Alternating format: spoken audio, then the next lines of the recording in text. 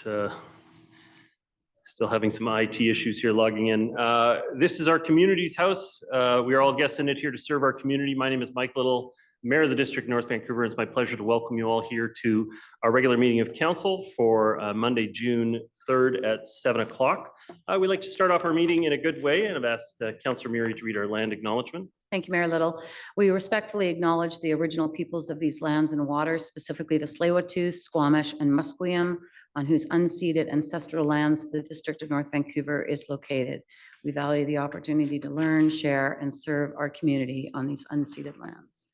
Thank you very much, Councillor Murray. Council, we have an agenda that's been circulated. Are there any errors or omissions from the agenda as presented? Hearing none, will someone please move its adoption? Moved by Councillor Forbes, second by Councillor Murray. Prepared to call the question. All in favor? Contrary minded? Motion carries. Council, we have a set of minutes that's been circulated with the package here today. It is from the regular meeting of council from May 6, 2024. Are there any errors or omissions from those meeting minutes as presented? Hearing none, it's been moved by Councillor Murray, second by Councillor Back. I'm prepared to call the question. All in favor? Contrary minded? Motion carries. Thank you very much, Council. As we get started, our council reserves a period of up to 30 minutes at the front end of every regular meeting of council for public input for issues of concern from residents in our community. And so we're going to go into that. We have had a few people sign up in advance of the meeting. And at this point, I have 5 speakers who have signed up to speak. We typically have enough time for about 10 speakers. So when those 5 speakers have finished, I'll come back to the room and see if anyone else would like to add their comments at that time. The first speaker I have is John Grant, followed by Corey Cost. And so if John could come down and get seated. What I will say is that the council meeting is operated in a hybrid fashion, which means that members of the council, the public, and staff may be participating in the meeting in person or virtually. And so today we do have Councillor Hanson joining us remotely. So in that we have all 7 members of the council directly participating in this evening's meeting. At this point, welcome John Grant. When you're comfortable, you have 3 minutes to address the meeting council. Thank you. Thank you for seeing me again. I know I'm on the verge of being annoying here, and thankfully this time I'm not stepping on the energy of the pickleballers, but I was a little out of. Anyhow, I thank you. I thank the staff. I thank the councillors and mayor for your hard work on the proposed provincial legislation and SHMU. I am here today, again, not trying to be annoying in any way, but just try to push forward my concerns about our concerns about the exemption process.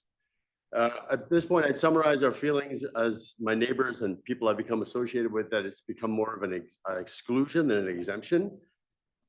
I do understand that staff needs to, and the city and district needs to, accommodate what the province has required of us. And I understand it's a huge mandate and it's a massive policy for us all.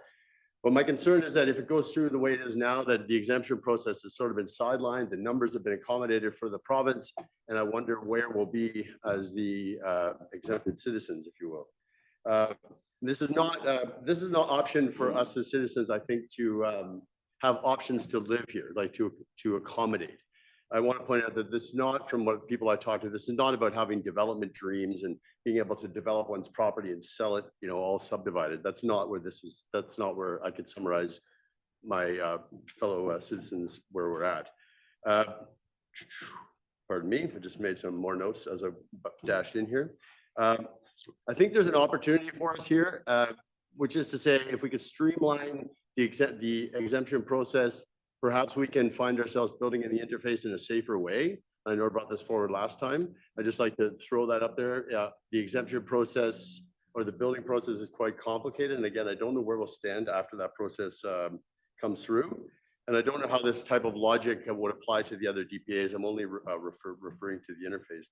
So again, I like to in summary, I'd like to thank you for your work. I understand the city, you guys are working very hard on this. It's a big policy. I know I've been talking to everybody and perhaps to the point of annoying. I just like to put forward, if you consider this in your process, we would come up with a process that's fair, equitable, given that, you know, almost half of the properties in the district have been excluded or exempted from this. And I just like to put that forward as something we consider going forward. Thank you. Thank you very much for your comments, John Grant. The next speaker I have is Corey Cost joining us virtually. Corey, can you hear me? Yes, Your Worship. I hope you can hear me. Clearly, welcome. When you're ready, you have 3 minutes to address the council.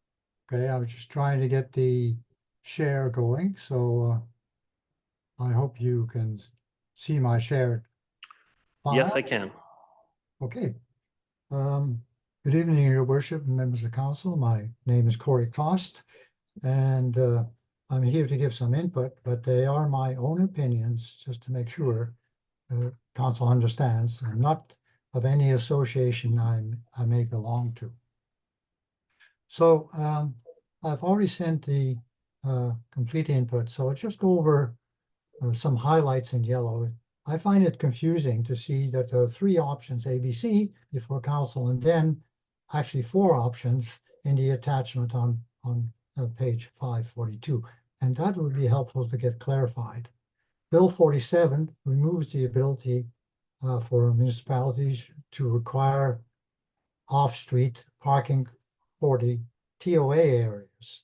But I think just other than people with disabilities, but unfortunately we have an aging population, and I think that's a flawed policy because they will have to they want to age in place, and they won't be able to do that and because there's no additional disability parking. There is also in this whole report no direct support for improved affordability for housing. And in my humble opinion, the must complete this by December 2025 deadline is unrealistic. I mean, there's only 6 months actually to go through our OCP, and that's just not enough time. You may want to prepare for a delay in that. And I'm still not providing the DCC charges for the park space as per the District of North Vancouver standard demand. Table 530.5.1 is not very satisfying, and that many of the objectives shown on that page are not accomplished. The page 208 indicates 2,300 units in the SS new, hard to pronounce, are required in 10 years, while only 1,800 are required in the council centers. This seems to conflict with the idea we have 75 to 90% going into the town centers, but that's is not the case anymore in this situation, and I'm concerned about that. For lots more than 464 square meters, typical lot of 8,000 square feet would exceed that. The FSR, depending on how many units you're building, is between 0.65 and 1 to an overall maximum of 7,000 square meters, which is over 7,000 square feet. It is clear what could be added to the existing home if you don't if you do have a full or partial basement, and this should be addressed. It's unclear if the minimum 3-foot wide pedestrian path from the coach house to the front street, let's say, can have stairs. Dr. Cost, your time has elapsed. I know you sent all of this to the council already today and for their consideration, but your time has elapsed. Just, okay, I just want to say that the public notification is not very satisfactory, and I've sent that material on you, and I hope council will consider those situations. Thank you. Thank you very much for your comments, Dr. Cost. The next speaker I have joining us here in person is John Lesso, followed by Laura Flores. John, welcome. When you're comfortable, you have 3 minutes to address the council.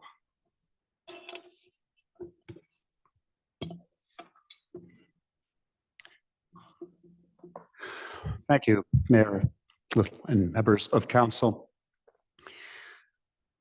John Lesso, Capilano Road, North Vancouver. I urge you to reject each of the proposals under the heading of residential zoning changes tonight, which effectively will eliminate single-family zoning within the boundaries of the district, specifically bylaws 8698, 8680, and 8696. Option A proposes to permit secondary suite and coach house in addition to the principal dwelling on each parcel in all single-family zones. I'd suggest that you eliminate coach house because as one who has lived in a secondary suite, who has had a house that had a secondary suite, a long time ago, they were called mother-in-law suites. And only someone in the family could live there, and they were designed so that the mother-in-law or the aging parent or the young student could live with their parents and not have to move out of the district in order to attend UBC or to go into an extended care home. You had to be a member of the household. Well, that quickly morphed into a secondary suite, so we're not going to see that again. But it did accomplish a purpose. It did accomplish a purpose of accommodating people in the home that were related. A carriage house is nothing more than an excuse to build a mortgage helper and get rid of the backyard and pack people in more densely. I've also attached for your reference links to 2 articles last month, which were featured in the Cascadia Daily News in the 4th corner that outline my views in more detail. And also a link to a Rachel Emanuel podcast, which outlines the real world objections to this legislation in clear and human terms. Council members Cassidy and Thompson and Watt have all spoken directly against this top-down directive in a very, very good way. And I hope that you would follow and do the same thing, because these top-down directives do confound the official community plans for the district that we have in place right now. These have nothing to do with affordability. They're bonuses for developers, speculators, and bureaucrats. And I would suggest that they do not do anything to increase affordability and that you reject all of them. But if you do choose option A, you get rid of the carriage house option. That's nothing more than just something put in there to ease the pain of getting more people without accounting. Thank you. Thank you for your comments. John Lesso. Next speaker I have is Laura Flores, followed by Ellie Fakari. Laura Flores is joining us here in person. I do have some photos. Do I have the ability to? I have an overhead camera somewhere in there. We can. I mean, I have photos on here, but I also have, okay. I have printed photos as well. So if there, well, let's try the camera. We haven't done the camera in a while. So there's a camera in the roof pointed down at that box on the table there. Right, just leave it right there. You'll see, take a look at our screen here. See it popping up? Yep, thank you.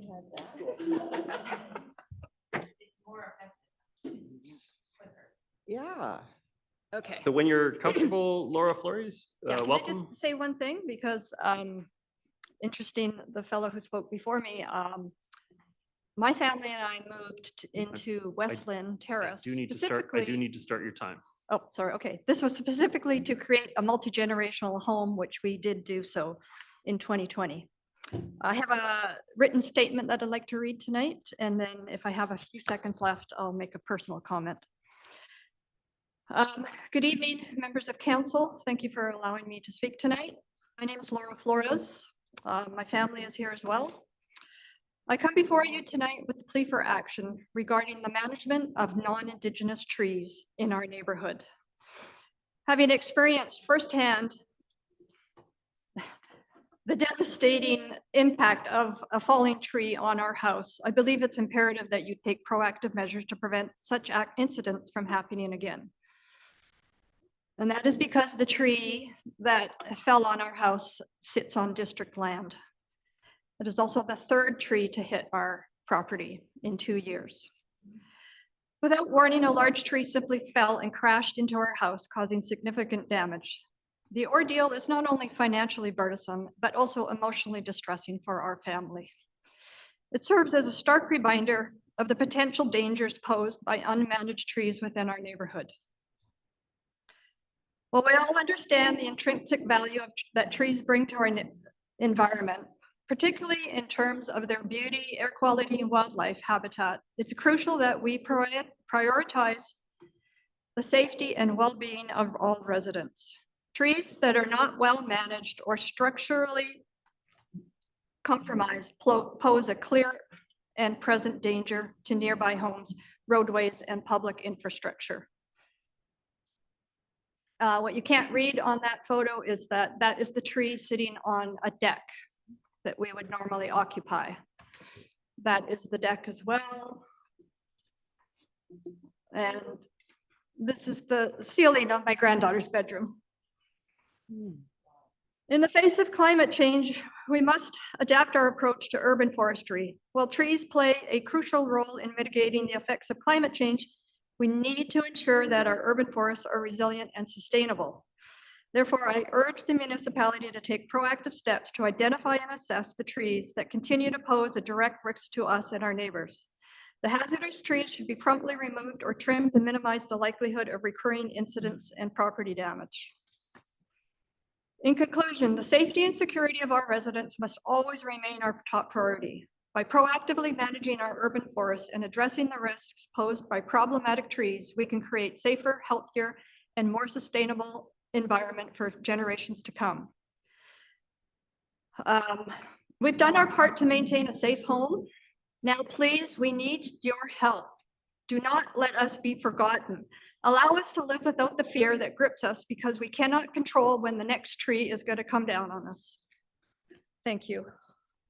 Thank you very much for your comments, and I have a great deal more of information that I will supply to. thank you. If you want to leave anything that you've brought in the black tray, we'll scan it and share it with the council, or you Thank you can very send the much. I will project, do that. send the elements independently. But may I just say, you know, I mean, there's our council all expects all of our children to be safe, and there's no safer place than hopefully asleep in your bed. And so it's very shocking to see that happen in your house. I'm so glad that nobody was hurt. I am too. Thank you very much. Thank you for your time tonight. Thank you. The next speaker that I have is Ellie Fakari, followed by David Haywood. Is Ellie Fakari joining us virtually?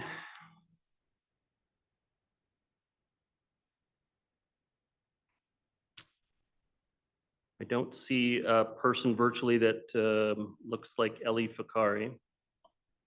So maybe they haven't joined our meeting at this point. Okay, we'll carry on. The next speaker I have is David Haywood, followed by Tara Gronlund. David Haywood, can you hear me? So on your computer screen, you should see a little box that we need you to accept to become a panelist.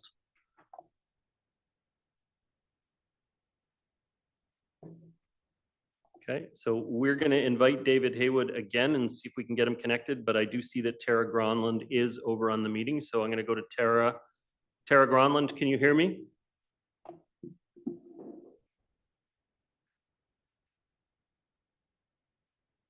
Oh. I don't know if we're having technical difficulties, but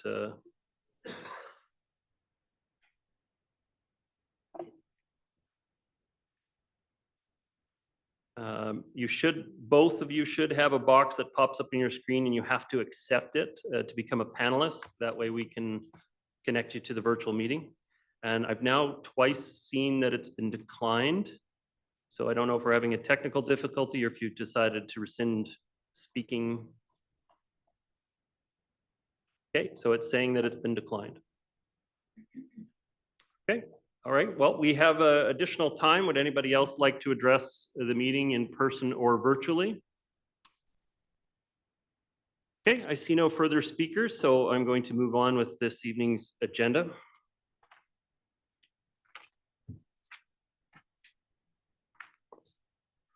All right, Council, we're going to move on to reports this evening, and in our reports section, we have 4 items for Council's consideration this evening. And so the first item up for consideration is 8.1. This is Bylaw 8692, Amendment to Fees and Charges Bylaw to enable pay parking in Panorama Park, Deep Cove Park, and Whey-ah-Wichen Kates Park. And at this point, we have Parks representatives coming to speak. Ms. Warner, do you have opening comments? Yes, thank you. Good evening, Mayor and Council.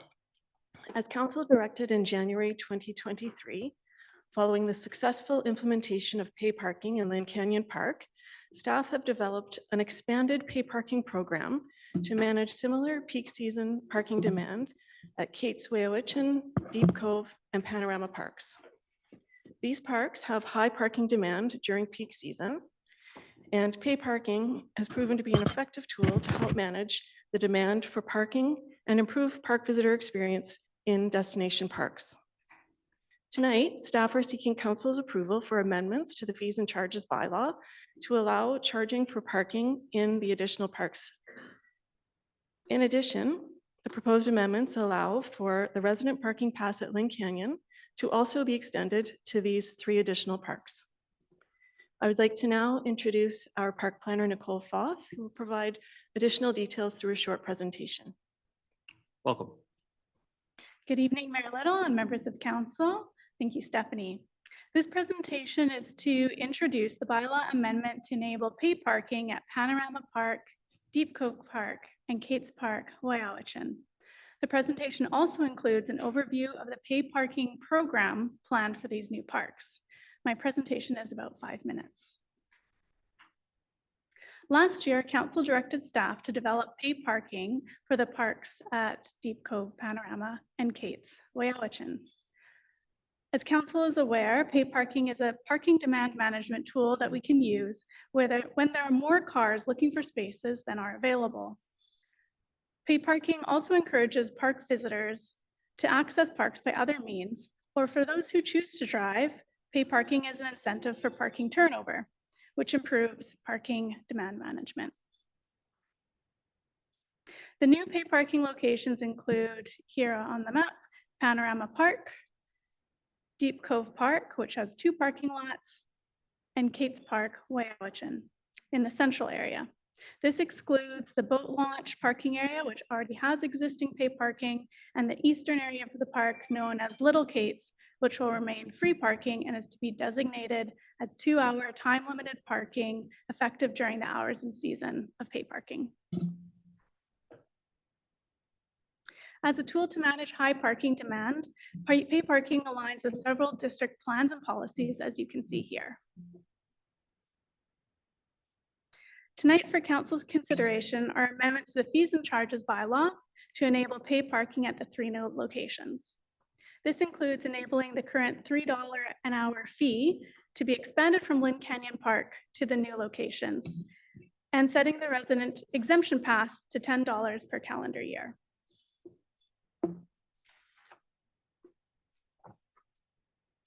Turning to how the program would operate, the pay season would be March 1st to October 31st, which aligns with the existing pay season at Lynn Canyon Park. Pay hours would be 8 a.m. to 8 p.m., which aligns with the on-street parking regulations in Deep Cove. There would be no changes to the existing maximum parking durations in the parking lots. And the resident parking pass would apply to all 3 new locations in addition to Lynn Canyon. Hourly fees would be waived for designated spaces for people with disabilities with the Spark BC permit displayed, which is the same at Lynn Canyon. A mid-range estimate for the annual gross revenue from pay parking at the new locations is estimated at $800,000. Costs include 24% parking tax and operating costs. The resulting net revenue would be reinvested in district parks, as indicated by council during discussions about pay parking at Lynn Canyon. The new locations for pay parking were discussed at the Parks and Natural Environment Advisory Committee at the February 2023 meeting. Feedback from PNIAC was supportive of pay parking at the new locations in order to manage parking demand during peak season. Staff have been engaging with Tsleil-Waututh Nation throughout the planning process regarding access at Kate's Park, Whey-ah-Wichen, and we will continue to work with the nation throughout implementation. Before pay parking begins, communication will include signs in the parking lots, information on the district webpage, and social media notifications. In summary, the goal of adding pay parking to these 3 parks is to manage peak season parking demand. And should council approve the bylaw amendment, We plan for paid parking to be implemented this summer. And staff will monitor the pull regret program as it's rolled out and make any adjustments as needed to ensure the smooth operation of the program in the parks. That concludes my presentation. Thank you. And thank you very much for your presentation. Just to be clear, the 24% parking tax, that is the TransLink tax that's applied to all private or public pay parking. That's right. So it's not paid to the district, it's paid to TransLink. Correct. Thank you very much. Councillor Murray, you have a recommendation? I'll move the recommendation. Thank you. Is there a seconder for the recommendation? Seconded by Councillor Back. Councillor Murray, your comments? Thank you, Mayor Little. I have a couple of questions. In Lynn Canyon Park, the hours for paid parking are 8 a.m. to 6 p.m. And in this report, it's 8 a.m. to 8 p.m. I'm wondering why there's a inconsistency. Thank you. So 8 a.m. to 8 p.m. was selected as it would coordinate with the parking regulations for Deep Cove for the on-street parking that's being planned, and as well as it covers some of the peak hours that we're seeing high parking demand at Kate's Whey-ah-Wichen during peak season.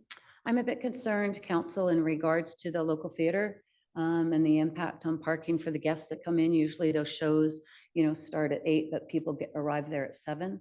The businesses where people are attending for dinner. So I'm not sure that we can't align this with the Lynn Canyon pay parking hours and keep it at 6 and look to see if we can adjust in the future. But I think it's important to remain consistent.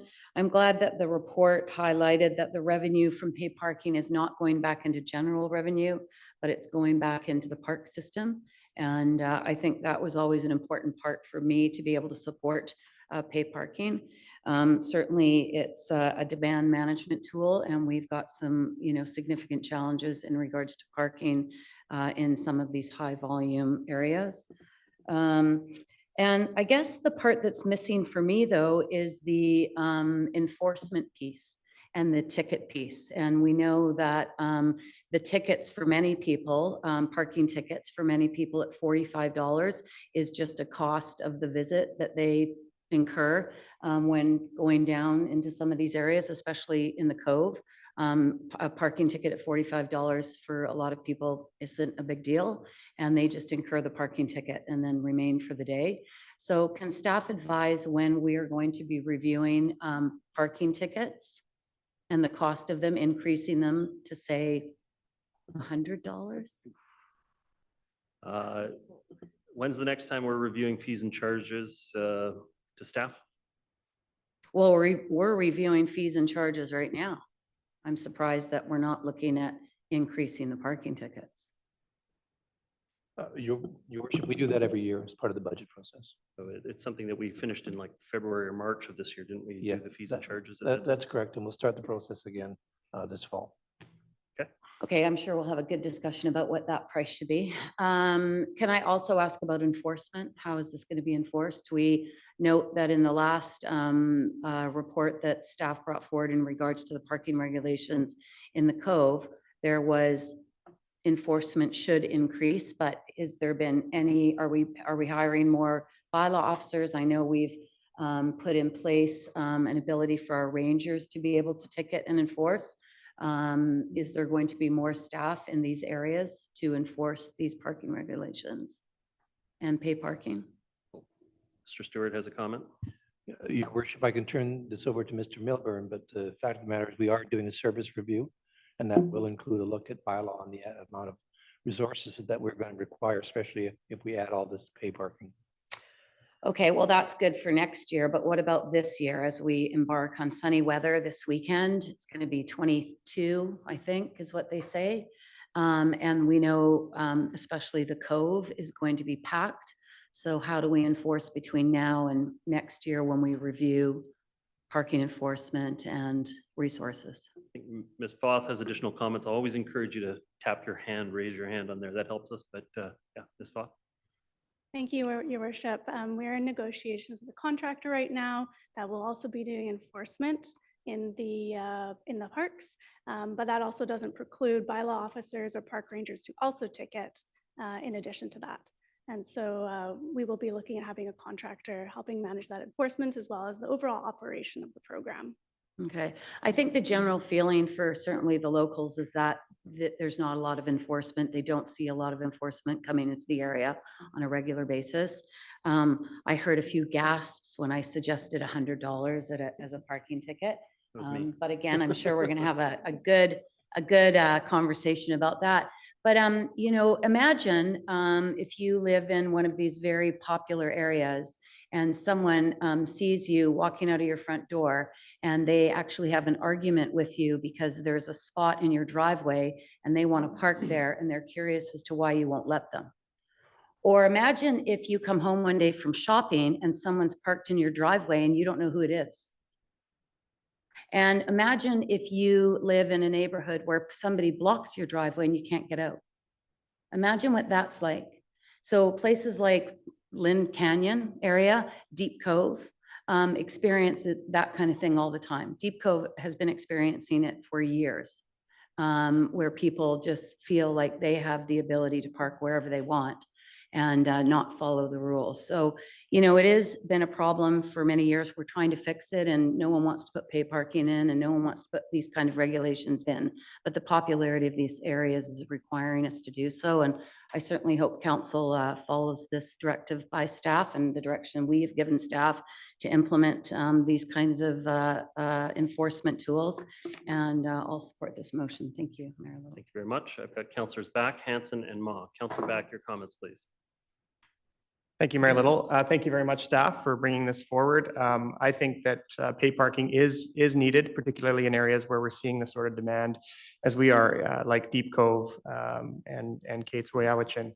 I know even this past weekend when weather was cool and quite wet, we still saw a lot of people heading down to the Cove. And I think at Lynn Canyon, this has been a successful program so far. I was just wondering, in terms of the revenue that's generated, understanding that it's going back into the parks, I believe that is absolutely the right thing. But I wonder if there's any opportunity to do any active transportation upgrades, things like bike parking within some of these parks and that type of thing, through to staff, through your worship. When you do, sorry if I made through to staff, so when you do active transportation projects through the park, is that considered a parks project, and would the funds be available for those purposes?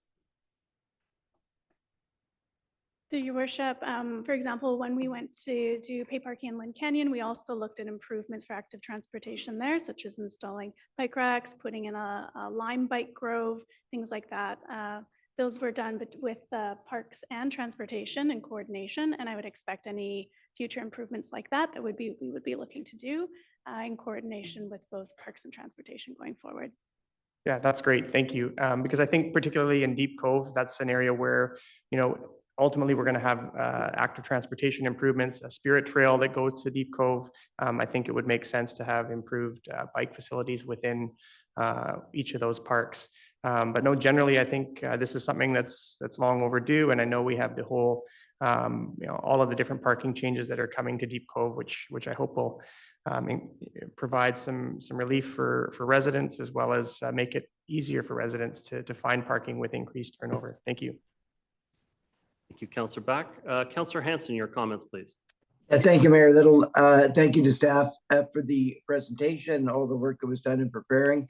I support the pay parking proposals that have been put forward. My comments are restricted to the resident passes for district residents. And I made the same comment the last time we discussed pay parking in relation to Lynn Valley. There was going to be, the proposal is that district residents who have just received their tax notice in the last few days pay an additional $10 fee to receive a pass that allows them to park in these parks. I can't imagine the amount of money that's raised from this $10 fee, and I think it would be much more gracious and fitting to our residents who, as I say, have just received their tax notices, to know that they can get a parking pass or resident District of North Vancouver resident pass for these parks without paying a $10 fee. Those are my comments. Thank you very much. Thank you, Councillor Hanson. Next, I have Councillors Ma and Forbes. To me, the high demand that these park locations have necessitated the need for paid parking. At the same time, these parks need to be remain available for staff, residents. Just following up on the line of questions by Councillor Hanson, I wanted to ask about the resident pass. What is the uptake at Lynn Valley, and is that operation break even at $10? Your worship, to Councillor Ma, we've had on average around 200 passes per year for Lynn Canyon. However, with the should council approve the amendment, the pass would be expanded from Lynn Canyon to 3 additional parks. So we would expect to see more uptake with the resident pass, since you could then access 4 parks. Just a follow-up question. With resident passes, we're trying to, manage the demand and also get turnover in these spots. Is there a time limit for the resident passes? And if so, how would you manage that? Through your worship, the time limit, it would be in effect for anyone who's parking in the park. There's a range of time limits across the parks right now. Some have no time limit, some are 3 hours, some are 4 hours. So the contractor that we would have would be charged with enforcing not just whether people are paying, but if they are staying the correct duration. But that would apply to the people with resident passes as well? Correct. Yeah, it would apply to anyone parking in the park. The resident pass would be to waive the hourly parking fee. But not the time restriction? Yeah, the time restrictions are remaining as they are. So as people are experiencing the park right now, in terms of time limits, that would remain the same. Okay, thank you. Thank you very much. Next, I have Councillors Forbes, Pope, and then I'll make my comments, and then Councillor Murray. Councillor Forbes. Thank you, Your Worship. I'm in favor. I'll be voting for this, but I do have just a couple of questions of staff. You're saying that the peak period is March 1st to October 31st. Has that been extended? That seems like a very long peak period. It's 8 months. Through your worship, to Councillor Forbes, March 1st to October 31st is what has been in place for Lynn Canyon. And that's been in place for, I believe, 3 years now going on. It was started with that time season. And so we would be applying that time season, the same one, to the new locations. Along with trying to get, I realize that you guys are staff, not you guys, sorry. Staff is trying to get everything in sync as best they can. But when you look at the maximum duration time, just for ease of thinking in people who are using these facilities, we have 3 hours, 4 hours, no limit, back to 3 hours, and then 4 hours at Lynn Canyon. Is there any way we can make the hours more consistent so that people don't have to memorize which park is how many hours, or know that before they get to the park and read the sign? Can we make it consistent?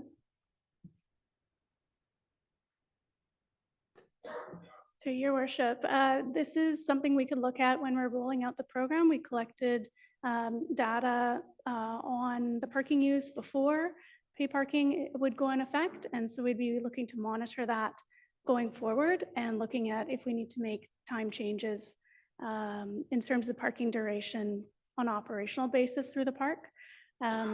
Right now, time duration limits are indicated by signage. So when you park, the sign is right there telling you how long you can stay for. So it's very clearly marked right beside the parking stall. For example, at Kate's Park, some of the shorter time duration limits are in the lower level lot, which are quite popular stalls, and the no time limits are in the upper lots, which you have to trek a little further to come down to the beach from there. And so it gives a variation if people want to stay shorter or longer. There's different options within the park. Thank you. I understand the thinking. I would like to see if we could get it more standardized.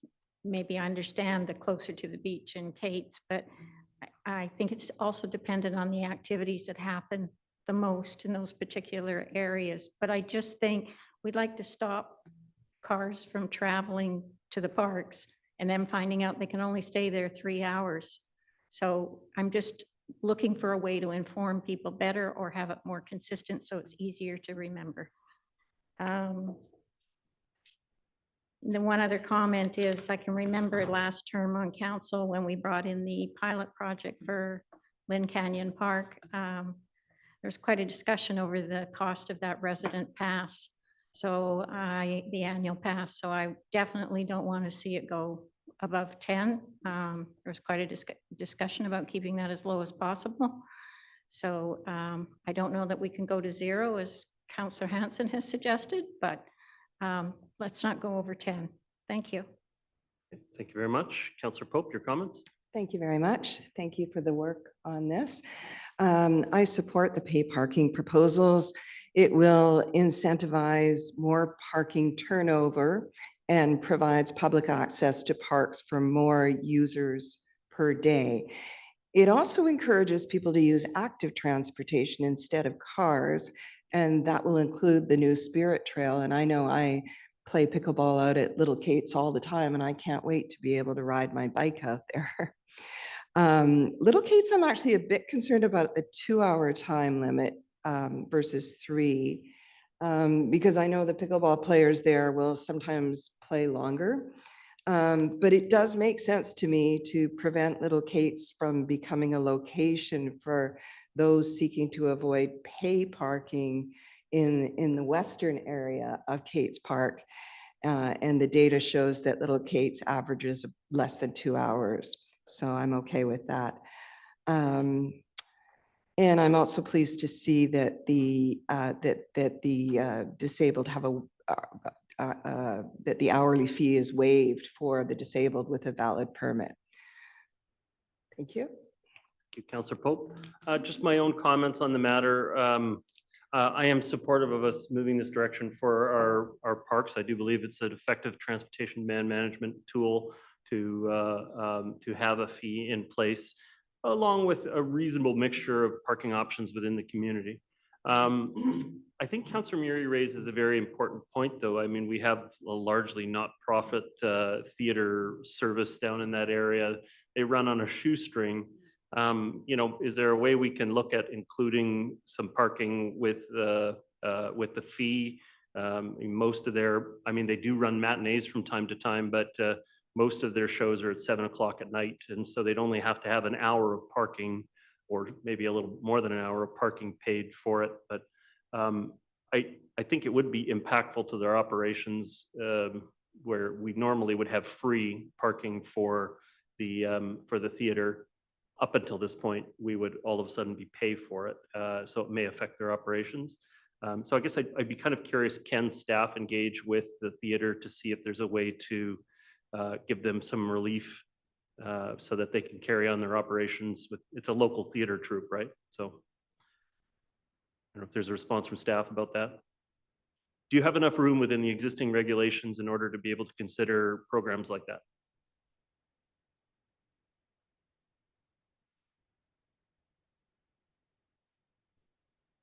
Ms. Warner. Thank you, through your worship. We will certainly reach out to the theater operators and have further conversation with them on how we can best support their operation. Do you believe that the legislation as presented today gives you enough flexibility to do that kind of a program, or do we need to change it now?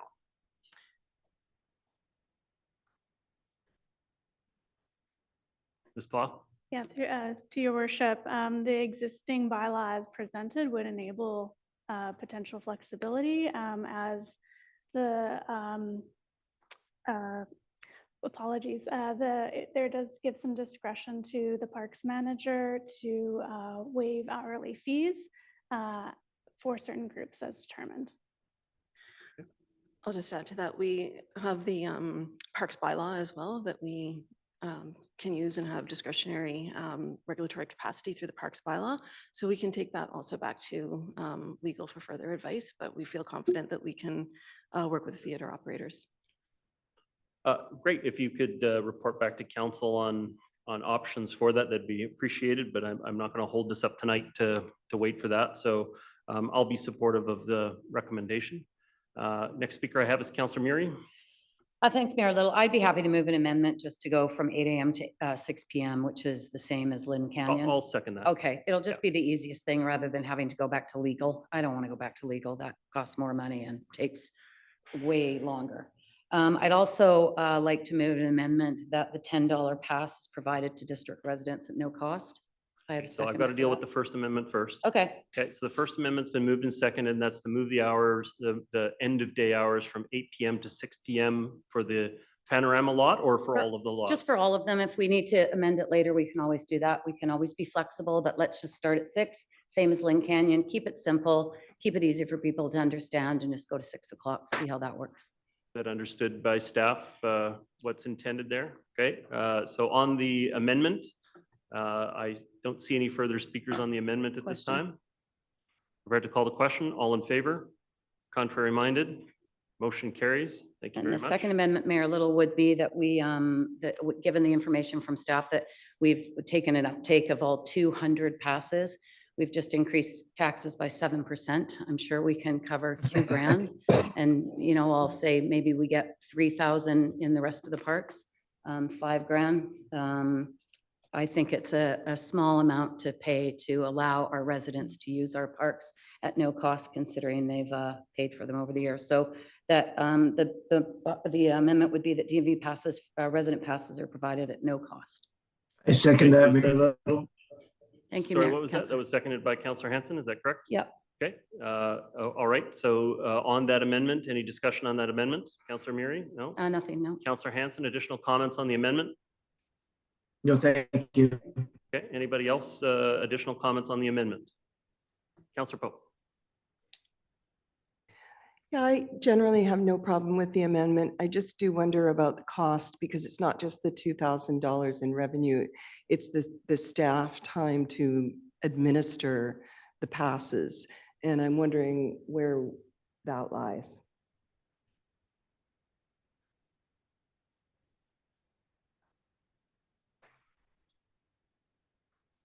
Through your worship, when the Lynn Canyon pay parking was first brought in, the $10 pass was set to cover the administrative costs of issuing the pass, checking the information to ensure the people are applying are district residents. And that's how the fee was set at that time. So it is indeed how much? How much does it cost? No. How much does it cost the district to administer the program? It was set at $10 to cover the cost, so I $10. understand that, but what is the total? If I can recall the report at the time, Councillor Pope, we believed that about $20 would have been cost recovery at the time that was originally brought in. So 10 was a moderation on that. Okay, and so we don't actually know here and now what the total cost is to administer the program to 200 people a year. Is that what I'm hearing? We don't actually know. That's correct. I mean, we haven't calculated how much staff time it takes to process 2,000 applications. Is that correct? 200 That's correct. 200 applications, $2,000 worth of revenue. That's correct. It hasn't been tracked. Okay. Mr. Stewart, you have Yeah. additional comments? Your worship, we are looking at a number of our systems, and this is something that really deserves to be automated so we can cut down on the staff time significantly. So we're working on improvements to the system, and hopefully that's where we'll land so that the administrative costs are very low. I'm mixed on this. I mean, I fully supported it being largely a nominal charge when we had the initial discussion. But I do think that $10 is a very modest charge. It's probably not going to cause anyone real grief when the per hour charge is $3. And so I do think we have to still have a full verification process that the person is a resident of the District of North Vancouver and that the parking passes are not being sold or shared or outside, that they have a bit of an intrinsic value. But So I'm a little mixed on this one, but I'm not hearing anyone else on council having concerns about it. So I've got councillors Back and Forbes. Now, Councillor Back, your comments? Thank you, Mayor Little. Sorry, I just wasn't sure if you saw my hand was up. I think that there should be a nominal charge. $10 is very much a nominal charge. $10 a year to park for free in any of our parks in the entire district that have pay parking. And I think there is staff time currently involved in administering this. So I agree with Councillor Pope on that. I don't support waiving that altogether. And in fact, initially I was against the resident parking pass for parks. And the argument at the time, if I remember around the table from some of us on council at the time, was that we're offering free parking to people who in many cases live closest to those parks, where we're charging people coming from other parts of the region or people that may live very close to the district, such as in the city or in West Vancouver. So I'm still a little bit mixed on that because I can kind of still appreciate that line of thinking, but I think at the very least there should be a $10 charge to cover administration of these passes. Thank you. On the amendment, Councillor Forbes.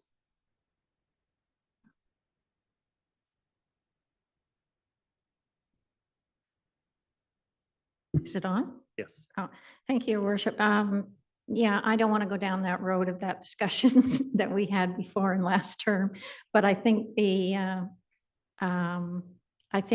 community has gotten used to the $10 pass fee, and now we're offering even 3 more parks.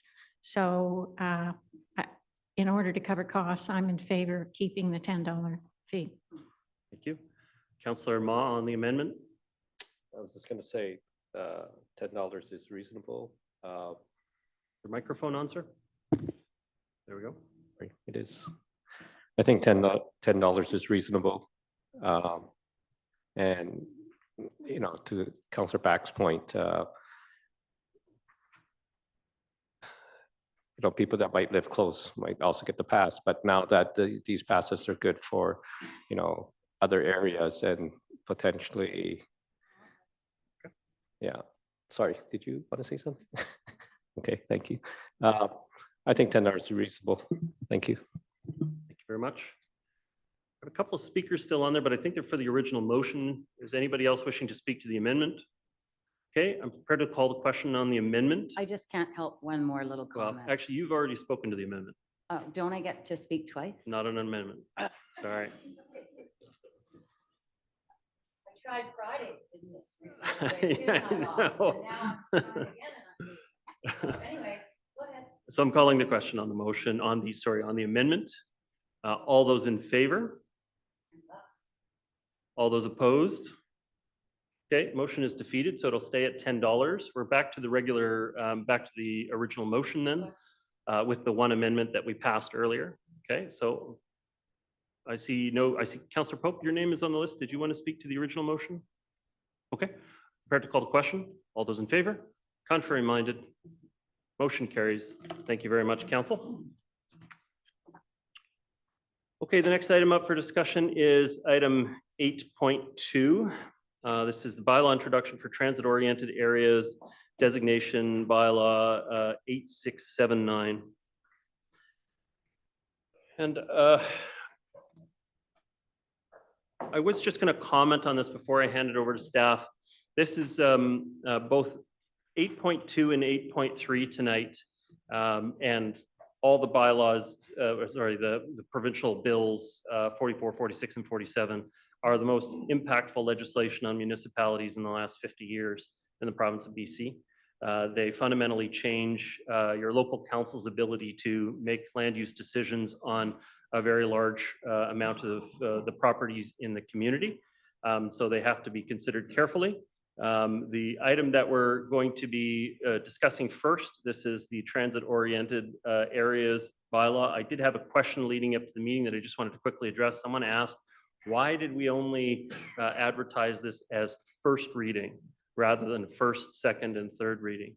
And I guess what I wanted to say, and this applies to both items and probably for development bylaws going forward under the new rules from the provincial government. The only thing I can guarantee is that first reading is what's happening tonight.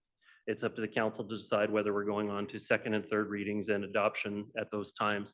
And so that's why it's on the sign, that it only says that it's up for first reading on the sign.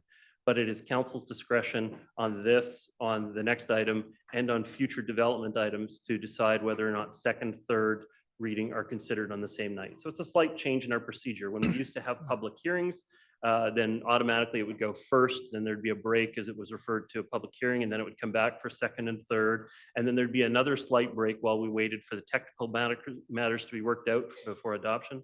But now on these types of pieces of legislation and on development legislation going forward, the council has the discretion to pass first, second, and third reading all in one go, because we are not allowed to have a public hearing anymore on those matters. So I just want to point it out. It was a lot of questions about that this week as to why the signs advertised first reading only, even though in effect it's going to be proposed for first, second, and third reading. At this time, I'd like to turn over the item to Kevin Zhang. Unless Mr. Milburn, do you have any opening comments? Straight to Kevin. Kevin, your comments on the matter, please. Great. Thank you very much, Your Worship. Good evening, members of council and the public. My name is Kevin Zhang, and I'm a senior planner with the district's Provincial Housing Initiatives Project Office. This presentation will provide an overview of and background to Bylaw 8679, the Transit-Oriented Areas Designation Bylaw. And this presentation is approximately 10 minutes. Bill 47, Transit-Oriented Areas Housing Statutes Amendment Act, which received royal assent on November 30th of last year, requires that a local government must, by bylaw, designate each transit-oriented area in respect of the local government. And the term transit-oriented area is not used in its generic sense, but rather they are specific transit hubs as defined by the province.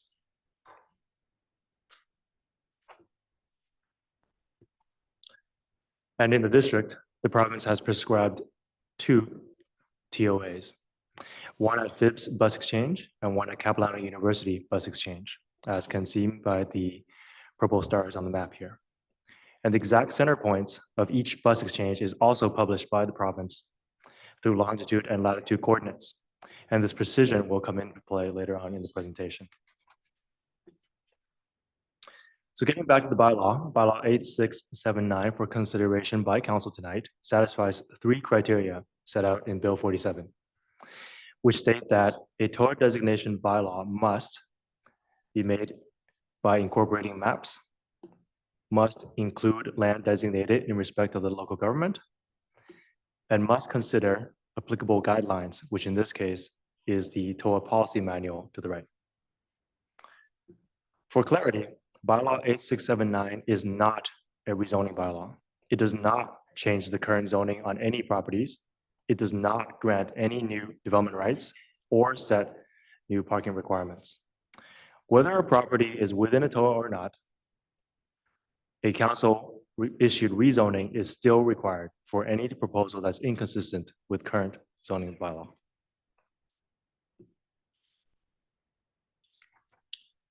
So with that said, then what is the implication for a property that is designated within a TOA then?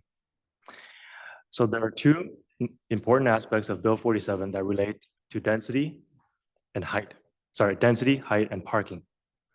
So the first, if a proposal is within the FSR floor space ratio and heights prescribed by the province, council cannot reject such a proposal based solely on the reason of density and height alone. Council can reject an application for other reasons, but not for the reasons of density and height. Second, the district cannot require off-street parking for residential use, except for accessible parking. Now, applicants may still voluntarily provide residential off-street parking. And in that case, any parking provided would then be required to meet the district's off-street parking design standards. Now, lastly, I just want to mention that these regulations do not override any existing covenants registered under Section 219 of the Land Title Act, such as development covenants, something that we typically register on recently approved projects. Now let's focus on the two TOAs within the district, and the first being FIBS Exchange, as we see here on the screen. With this slide, I want to cover two important concepts. And the first concept is the applicability of TOA regulations. And by that, I mean not all parcels within the circles you see on the screen are designated for TOA densities and heights. And you can probably notice that by seeing that only, I'd say, a quarter of the circles are parcels in there are highlighted. Only parcels that satisfy these three conditions are subject to TOA regulations. The first is must be within district jurisdiction. So that's why you see some of the First Nations lands up here are not part of TOA. Second, the current zoning on the parcel must permit any type of residential use, any type. So which is why you see some of our park parcels being used for MOTI. Because they don't permit any residential use, they're not part of TOA. And lastly, this permitted residential use must not be ancillary or secondary to industrial or agricultural uses. So we do have some parcels just south of Barrow Street here that permit caretaker residential uses, but because those uses are secondary to industrial use, they're again not part of TOA. So that leaves us with these areas that you see here. Can I just clarify something, Kevin, on point number 2? The current zoning on the parcel permits any type of residential use. I think that means non-residential use in that case, is it? So, no, the current zoning must permit any type of residential use. Okay. Whether and it so be then, single family, multifamily, caretaker. okay, apologies for interrupting again, but I thought it also had to be 50% residential. It just has to have any residential in it? Any amount, that's correct. On the TOA, okay. That's right, yeah. Okay, thank you. And the second concept I want to cover is minimum allowable density and minimum allowable height. So this is best explained through an example. So let's focus on the red parcels, which are basically parcels within 200 meters of FIBS Exchange. What Bill 47 states is that, so in the column here, you see the minimum allowable density is 4 FSR, minimum allowable stories is 12 stories. So what Bill 47 states is that council must permit up to 4 FSR and up to 12 stories on these red parcels. So if someone applies for rezoning proposal for a 2 FSR building, 3, 4, 6, 10, 12 in terms of height, council cannot reject such rezoning based purely on density and height. And again, so there's no discretion there. Now, if there is a proposal above 4 FSR or above 12 stories, then council regains their discretion. So that in a nutshell is what minimum allowable density and minimum allowable height means. The same applies for the second tier, which is highlighted in orange, just different numbers. And lastly, I just want to point out that it's important to note that applicants can propose a development that is of lower density and lower height than what's prescribed by the province. So no one is required to build 4 FSR or required to build 12 stories. It's just that council must permit such densities and height. So now moving on to our second TOA, similar idea applies in terms of the 200-meter radius, 4 and 12, 3, and then the 400-meter radius, 3 FSR and 8 stories. However, I will like to use this CAPU TOA to address a third concept, which is TOA boundaries, which is the circles that you see here. You may not have noticed some properties, especially kind of by Hillary Place here to the east, that are quite far from the bus exchange and are separated by an escarpment. And you may wonder to yourself, are those really in the TOA? And the answer to that is yes. The method of delineating a TOA as per provincial regulation is as follows. So first, you identify the center point of the bus exchange. And remember from previous in the presentation, that's prescribed to us by the province with longitude and latitude coordinates. Then you just draw 200-meter radius circles and 400-meter radius circles. And if any portion of any parcel, no matter how small, is within that circle, that entire parcel is considered within the TOA. And so I repeat, if any portion of any parcel is within the circle, that entire parcel is considered within the TOA. And the province has confirmed that that the distance, the 200 and 400 meters, is as the crow flies, is not as the distance as per our road network, and that there's no room for interpretation on TOA boundaries. Moving on to building forms, this slide shows some examples of what 8 and 12-story buildings could look like. And again, just a reminder that applicants are eligible to propose developments that are lower density or lower heights. Lastly, I just want to highlight, provide a brief overview of public engagement to date, which included letters to all properties in the district, a website summarizing some of the content here, and 5 in-person and online meetings, which garnered a high level of interest from the public. So there were approximately 820 attendees at all the meetings and over 1,000 views of our recorded information presentations. And in terms of feedback specifically related to TOAs, people were generally supportive of a focus on transit corridors. People were supportive of adding more growth in transit-oriented areas. And lastly, people supported walkable communities. Oops. With that, Bylaw 8679, transit-oriented areas designation bylaw, is recommended for first, second, and third readings by council. That concludes my presentation, and staff are available to answer any specific questions from council tonight. Thank you. Thank you, Kevin Zhang.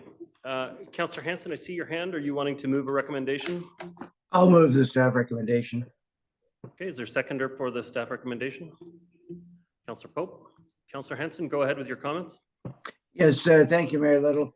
I thank staff, of course, for all the work they engaged in to prepare this report.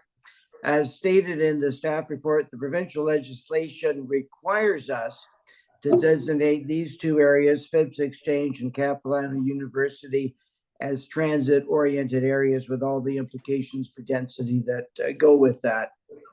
For my part, I would have liked to see a more collaborative approach taken to determining how and where our community densifies. I believe that better outcomes would be achieved with cooperation between local and provincial government.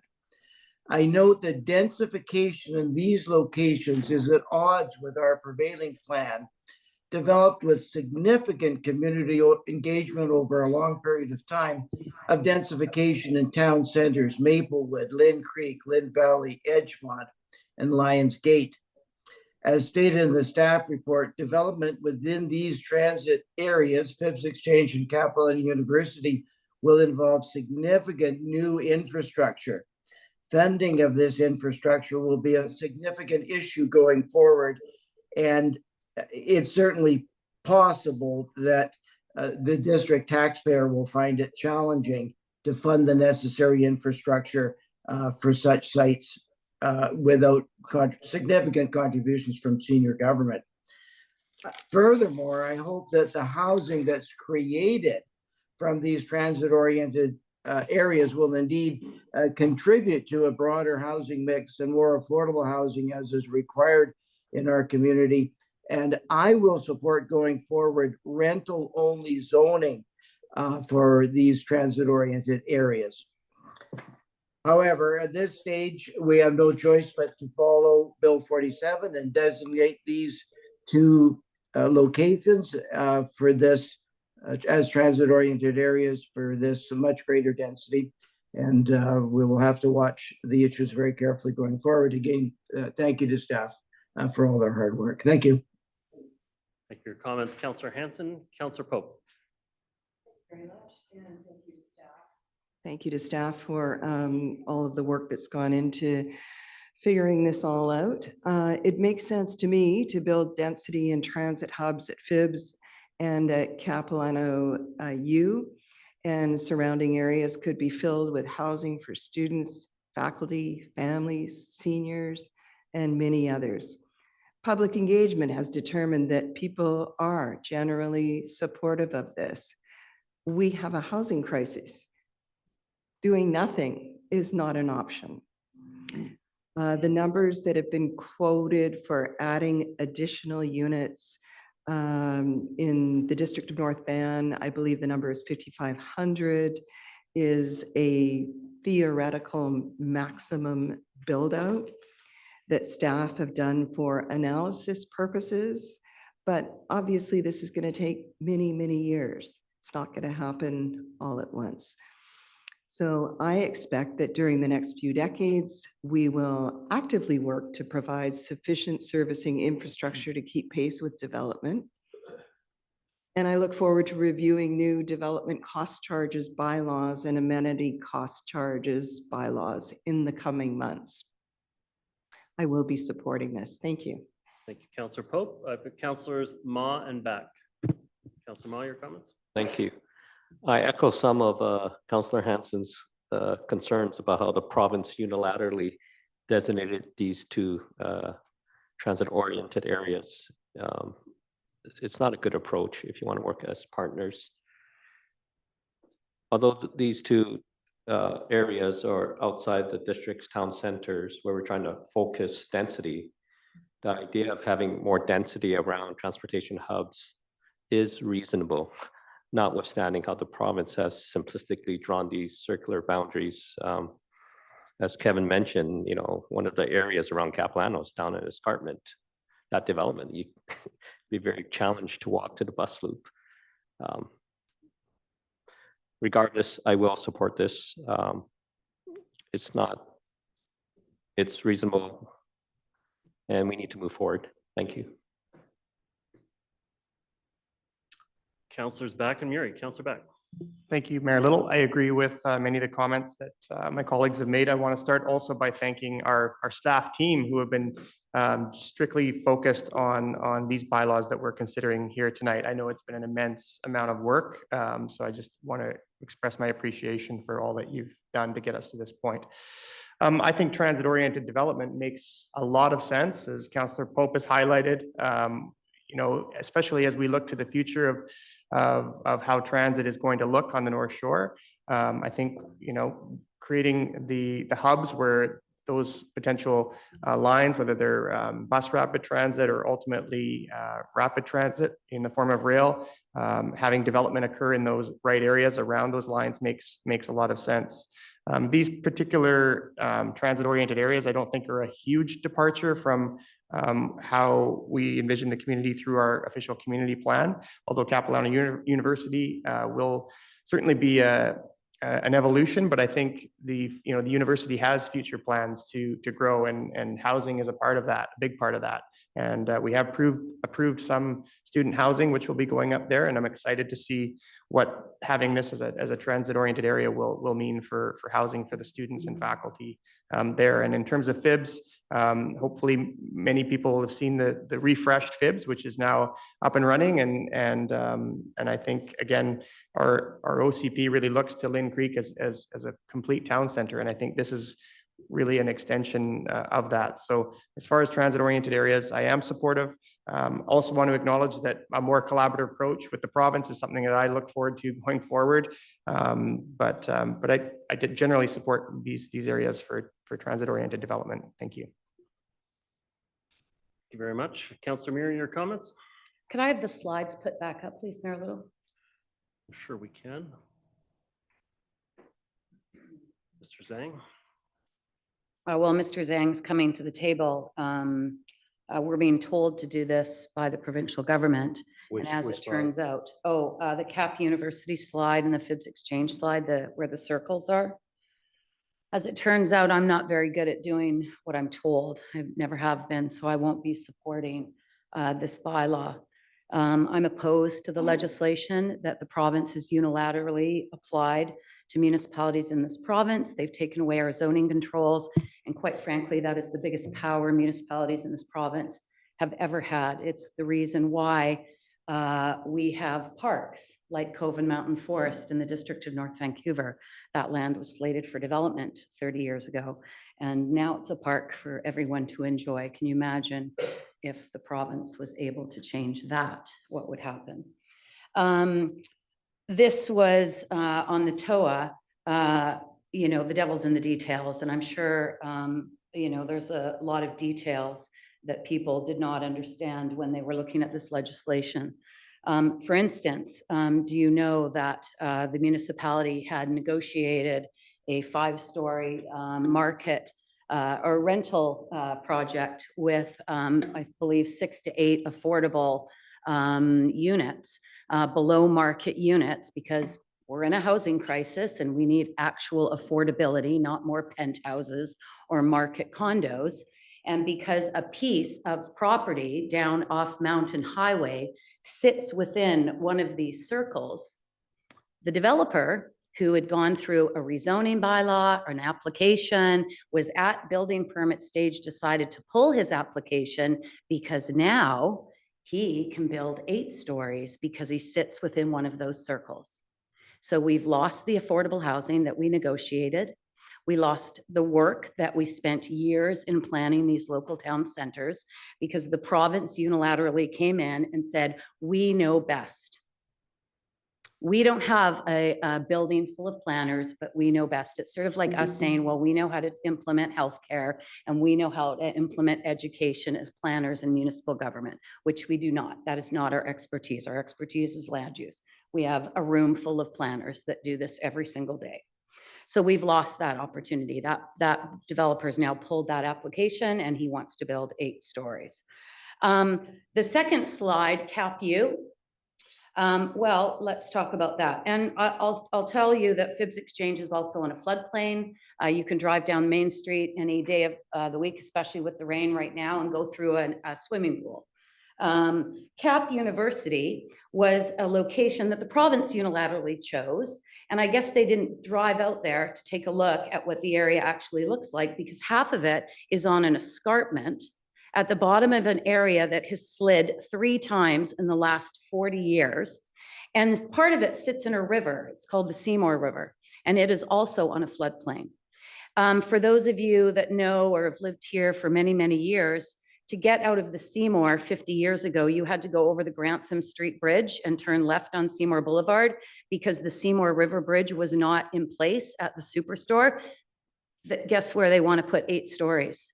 That's where they want to put 8 stories, in that land down there. A heavily treed, forested area with single-family housing on a floodplain at the base of the Capilano Escarpment. We know what happened on the Blue Ridge Escarpment. This is not about affordable housing. And if it was, I would have been all over it. I think we were very disappointed to find out that the legislation that the province was working on had absolutely nothing to do with affordable housing. It had to do with, and I'll take my other 2 minutes, please. It had everything to do with supply, because in the minds of the province, they have been convinced that supply and demand is what is going to save us from housing prices. And I'm sorry, we have built more housing in the last 20 years than we have built in the 1950s. And what has happened to the price? It's just gone up. Everything goes up. The assessments have gone up. The taxes have gone up. Last Friday, the District of North Vancouver, the City of North Vancouver, and the District of West Vancouver lost a vote at Metro Vancouver for a $2.6 billion increase on the sewage treatment plant down on First and Pemberton. And we're going to be on the hook for over $1,600 by 2028 on your utility bill. Because Metro Vancouver, the region, didn't want to give us $40 from the rest of Metro Vancouver to accommodate a project that went sideways because of COVID, because of increased price in steel, because of labor. That's one project. We have more projects in Metro. There's one that's going to cost, in today's dollars, $10 billion. It's called Iona. And there's no federal provincial money coming. The federal government has not committed funding for that project. And yet Metro Vancouver still keeps moving forward. Population is costing us a lot of money, and there's 3 million people in this region. And quite frankly, folks, you can't afford it. Some of you in this room may be able to, some of us around this table may be able to. There's going to be a lot of people that won't be able to afford it. They'll go. and the prices aren't coming down. Where was the province in protecting older affordable rental that was built in the 1970s? Absolutely void. They weren't anywhere around when those were coming down, and they're coming down a lot. Check out what's going on in Burnaby. So I think this is very disappointing. I wanted collaboration. The NDP government was at one time about collaboration and the people. Not anymore. Thank you, Councilor. Sorry, folks. Okay, so no, we're good. Sorry, folks, ladies and gentlemen, this is not a public hearing. This is an opportunity for council to share their arguments on the different items. There will be interference will not be tolerated. Even clapping and booing and other things are dissuaded in this space because we want to make sure that everybody has an opportunity to feel welcome to have their points of view heard. So please. For my own comments on the matter, I want to clarify some things. Mr. Zhang, if you could go back to the slide for Capilano University, I'd appreciate that. I'm still struggling with the indiscriminate nature of the requirements in this. I mean, we all know that Bowl Chapel on the left-hand side has no residential component. The riding center has no residential component. The graveyard has no residential component, although theoretically it is your forever box, but it's not listed as a residential component. And so why are they highlighted yellow on here when they do not have an existing residential component? Sure, thank you. Through your worship, the regulations are very clear that it's dependent on the current zoning, not what's currently on the site. So if the current zoning permits any type of residential use, which on our cemetery sites, in our cemetery zone and in some of our park zones do permit caretaker units. And caretaker units are considered any type of residential. So obviously the province has created carve-outs for this reference to any type of residential. So if it's any type of residential that's accessory to industrial or agricultural, then it is not included in TOA. But residential use that's accessory to cemetery or park use, that carve-out has not been created, which is why these parcels are within TOA. So because it allows a caretaker unit, the indiscriminate nature of the regulations from the province suggests that an 8 to 12-story tower is appropriate in this space. I got to tell you, this isn't how you plan a community. The municipality is far more equipped to make decisions about where it makes sense to have this kind of density. And I got to tell you, we've already been doing it. So we've already been creating town center down in the Sealand neighborhood and at the bottom of Capilano Road in Lynn Center as well. And we've already been trying to capitalize on the presence of transit infrastructure in those spaces by having high density town center planning in those areas. But we weren't doing it in an indiscriminate fashion. We were doing it in a planned fashion. Where we have the infrastructure, that was where we were taking advantage of that opportunity. And so I'm very frustrated that this is simply drop a line, draw a radius, and that that there wasn't a mechanism brought in.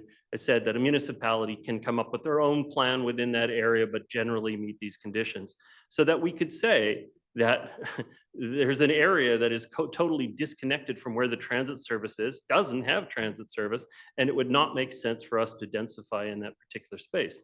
I know one of the radiuses from the Westminster Quay actually crosses the Fraser River and goes into an area of farmish land, large acreages in Surrey, and it's now prescribing that that area, which is not served by transit, all of a sudden is going to have 10, 12-story buildings in it. I find this very frustrating. I think that the province could have achieved better results in a partnership with the municipality. So I can't echo Councillor Hansen's comments enough. I do think that there are some very important exemptions in this. So the council cannot say no to a project based on the density of the project or the height. Through another mechanism, they can't bring in parking regulations. but there is still room for the council to require affordability calculations, tenure options in the space. And so the council still can affect what can go into these spaces through other mechanisms. They just can't have it be around density. I'm very disappointed that the province has decided to go this direction.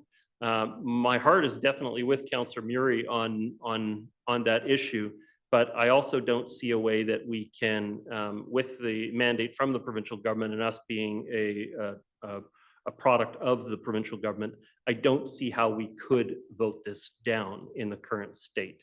And so so I will be supporting this, and I will still be selective and make sure that I'm clearly articulating my reasons for why I support a particular project and don't support another project going forward in these spaces. I have no further speakers at this time. Prepared to call the question on the motion. All those in favor? Sorry, Councillor Forbes, I just saw your name pop up. Now's your chance to say something on it if you want to say something on it. Sorry, Council, I will. I just want to say that. Is your microphone on?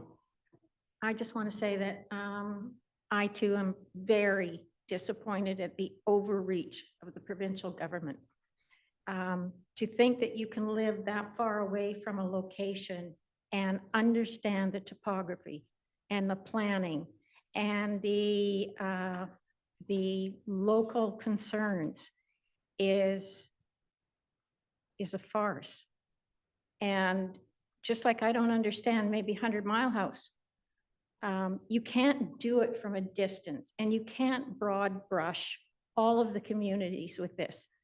And doing a circle on a diagram is a lazy way of planning. It doesn't provide, this is supposed to help with affordable housing. It does nothing to provide affordable housing.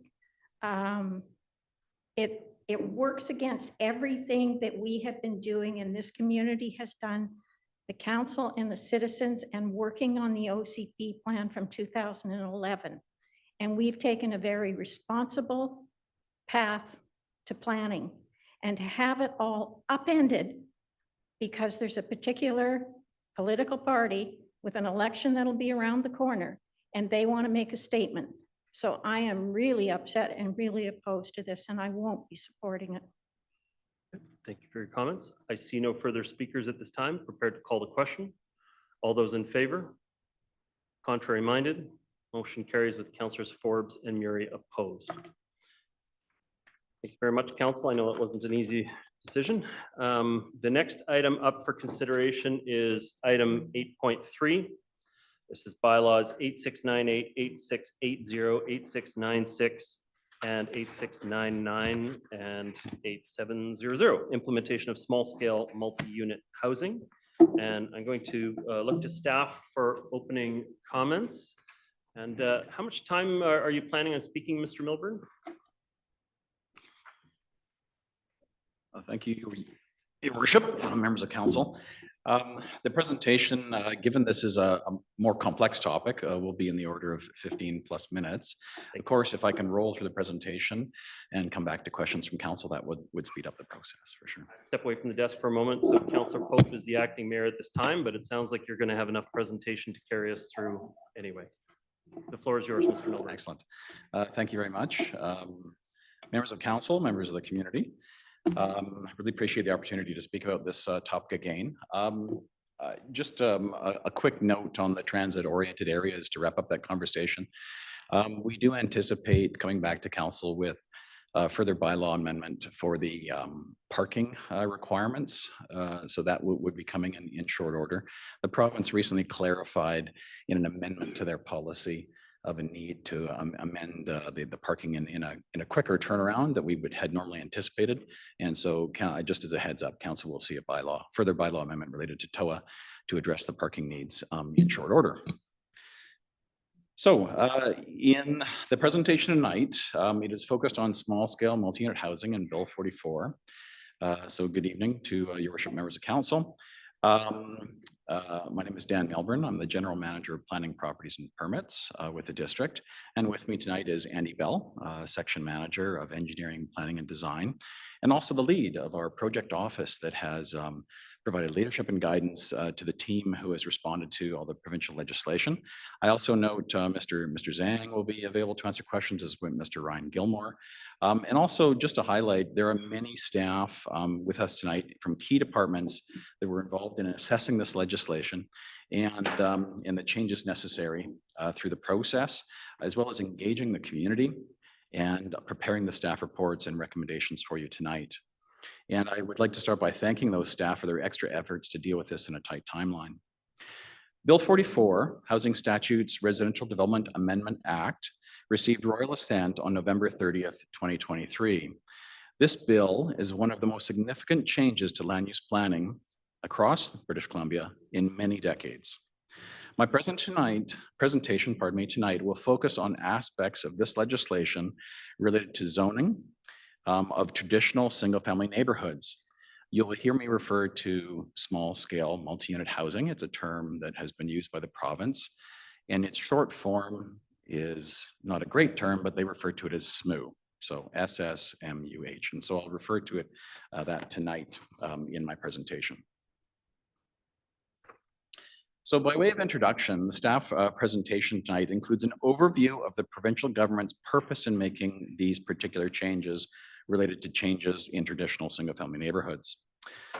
As well, I'll speak to the district's obligations under Bill 44 to replace any restricted zones, and I will define that in a subsequent slide. So replace restricted zones on or after June 30th, 2024, with new zoning that accommodates small-scale multi-unit housing, or SMUH.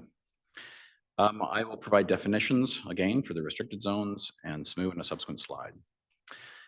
Furthermore, the analysis I will present includes staff's assessment and consideration of district lands and the impact to them related to these policy changes, as well as recommendations around exempt areas, so areas that would be exempt to SMUH, and consideration staff have made to servicing capacity, the public feedback we've received, and applicable provincial policy.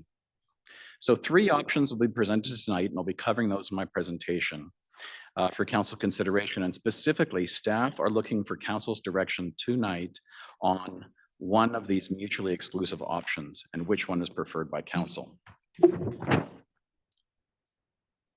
Pardon me, just additional introductory comments. The options that are presented to council, which are part of this presentation, they're distinct, but each option is accommodated in the legislation based on our assessment, provided the decision is made before June 30th of this year. Each option also has the potential to significantly increase zoned capacity when compared to the current zoning, and I'll go into some detail there. And I'll be completed an overview of the draft SMUH zone. So the text of the zone, I'll give you a high-level overview, and that details are included in the staff report. And if council chooses options B or C, also endorsing the SMUH zone presented in the staff report would be appropriate. Also, there are 2 service bylaws, amendment bylaws, that are presented, and staff recommend that these be considered and supported by council regardless of which option is chosen, A, B, or C. And finally, a description of next steps will be provided. So jumping right in. The purpose the province has identified, and I'm using quotes here, these are quoted statements the province has provided.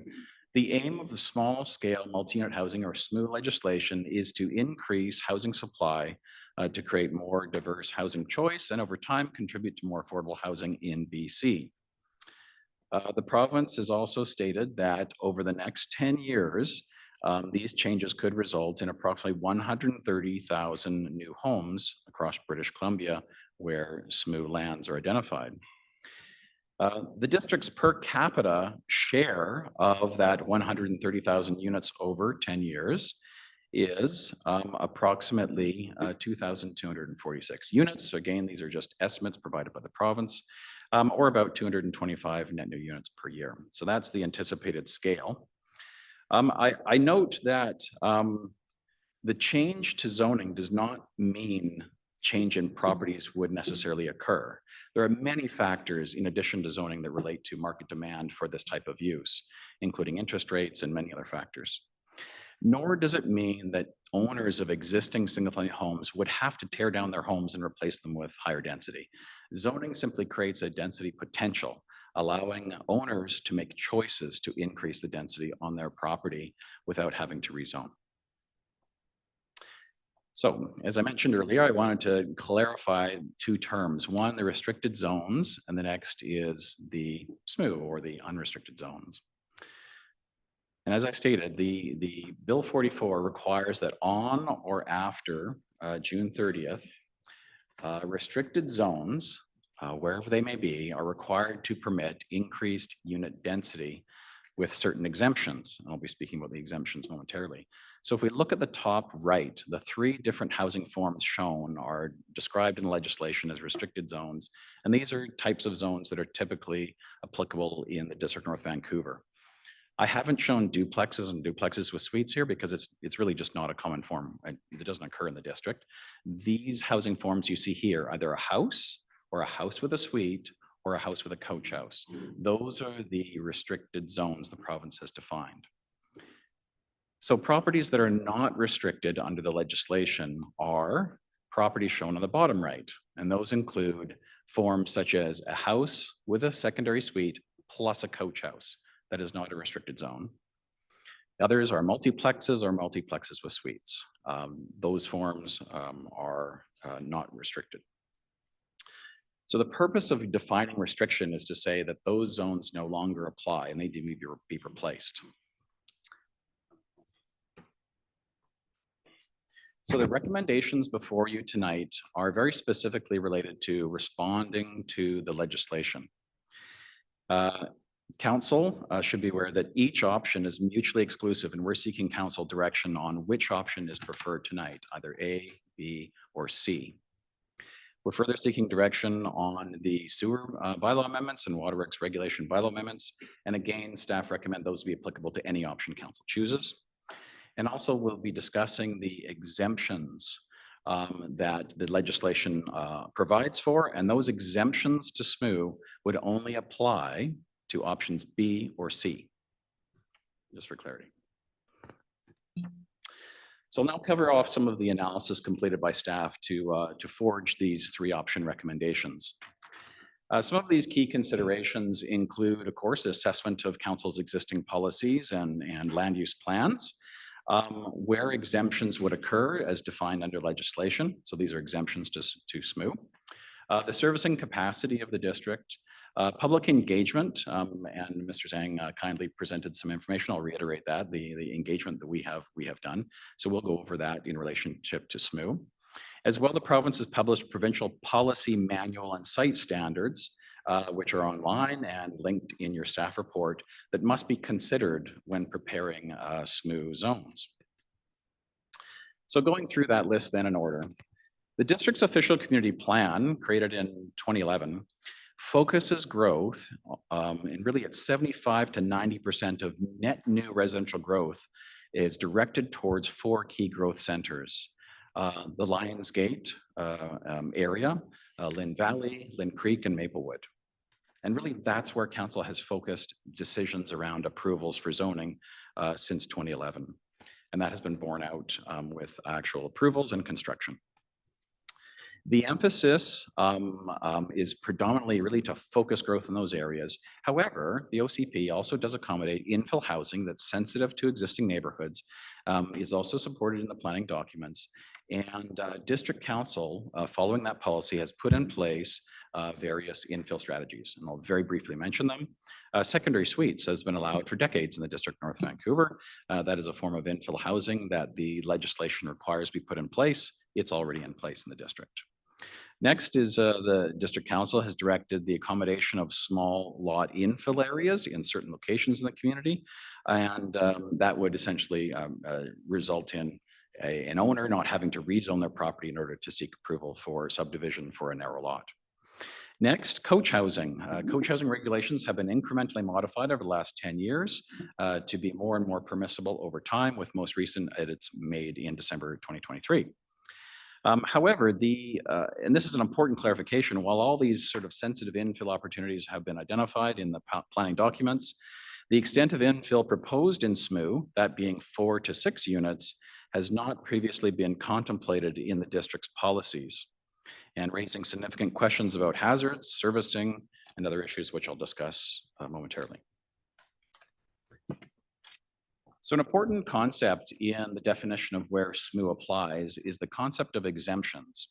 So the provincial government has defined in their legislation where exemptions must occur.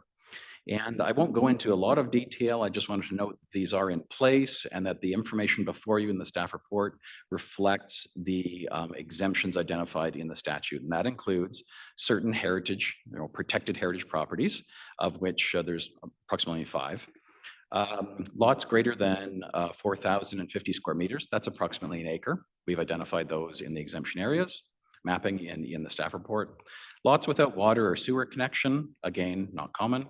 Lots within the TOAs, so the previous conversation about TOA areas, those are exempted from the application of SMU. Lots outside of the urban containment boundary and certain hazardous areas. Now I'm gonna, in the next slide, go into a little more detail on hazardous area exemptions because it's a recommendation from staff. So the statutory exemptions will apply if council chooses to apply SMU zoning in any location. However, there's a discretionary decision. We're looking for guidance from council tonight with respect to a recommended hazard exemption, and I'll provide some detail on that. So staff is recommending a natural hazard exemption area, in particular focused on existing defined wildfire and certain flood hazard areas where the hazard affects us at a landscape level. So these are broad hazards that have significant risk to the community. Where SMU density potential is created should council approve SMU zoning, and cannot be practically mitigated. So the risk could not be practically mitigated on individual lots. But instead, a more landscape level approach would be needed to mitigate. And that more risk analysis and planning would be needed before applying SMU to those areas. So I think it's important to note the district has a very long history of looking very carefully at hazards and defining those hazards, whether that be earthquake, wildfire, flood, and slope stability and other issues. And because we have so many different hazards that we are affected by, so it's a very important consideration in every conversation around managing risk and focusing on the care and safety of residents and visitors to our community. These lands and the lands identified, shown in orange, have been for many years subject to various mitigation approaches related to the existing densities. So these are the development permit area guidelines that have been in place for many years. Development permit area guidelines apply in various areas where hazards are in place in the community related to slopes, creeks, and wildfire hazards, and associated guidelines guide development of the existing densities. However, the DP areas themselves don't consider the risk associated with the increased density from SMU. That comes through a judgment and recommendation from staff. So in accordance with the Local Government Act zoning bylaw regulation, council has been provided with what we're calling a natural hazards exemption report. That's attachment 11 to your staff report. That report is signed by the General Manager of Engineering, Parks and Facilities, Gavin Joyce. He is authorized under the provincial legislation to provide an opinion to council in this regard. And it certifies that the lands in the map are subject to hazardous condition. The development of the land to a SMU density would significantly increase the threat or risk from the hazardous condition, and the threat or risk from the hazardous condition cannot be practically mitigated. So in preparing this report, Mr. Joyce received advice from Mike Danks, Fire Chief, who is available with us tonight to respond to questions. So I asked Chief Danks to provide me with an opinion with respect to the natural hazards exemption report you have before you tonight.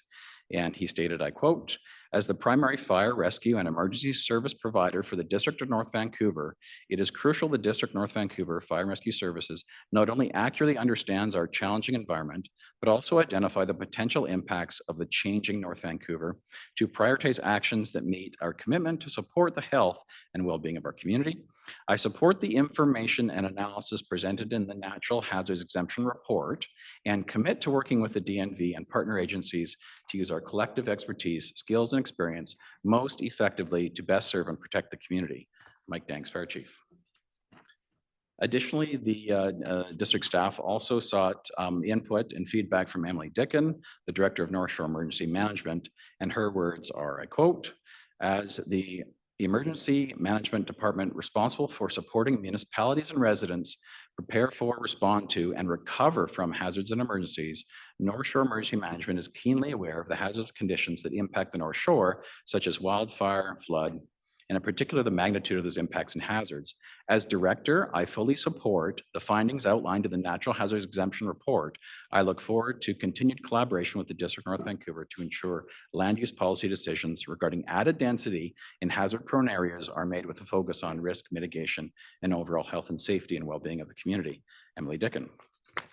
So it's important to note as we consider the advice before you tonight with respect to this hazard exemption is that hazards are not static. They change over time. And it's important to note then that this is just the best information we have at this time. And certainly with changing hazards, these exempt areas could increase or decrease subject to what we know about both the hazard, the risk associated with it, and how to effectively mitigate that hazard over time. And while council has received the report and it's attached as attachment 11, this is just staff advice. Ultimately, the decision is council's with respect to the hazardous exemption area and the definition of risk and the acceptability of risk and mitigation measures and their approaches. And again, just as a reminder, the exempt areas would only apply if SMU zoning was applied. This is a consideration the province has identified in legislation, and the recommendation is before you tonight. The next area of analysis that staff conducted was with respect to servicing feasibility. So members of the public and council will have seen these maps before. A preliminary servicing assessment was suggested. And at this time, the areas in blue have significant technical and financial servicing challenges to associated risk for water, sanitary, and drainage infrastructure, but also increased vehicle and pedestrian access or demand. Development in these areas identified in blue generally has greater potential to damage water courses and than the areas identified in green, given increases to impervious surface area associated with SMU. While servicing is likely more feasible in the green areas than the blue, servicing the green areas will still have some significant challenges and costs that need to be defined as we go forward. Detailed servicing assessments are required to better understand the impacts of SMU density and to identify servicing plans that support it, as well as financial strategies. So shifting gears then, what we heard from the public was that, a lot of appreciative comment. People really appreciated hearing this information directly from their local government.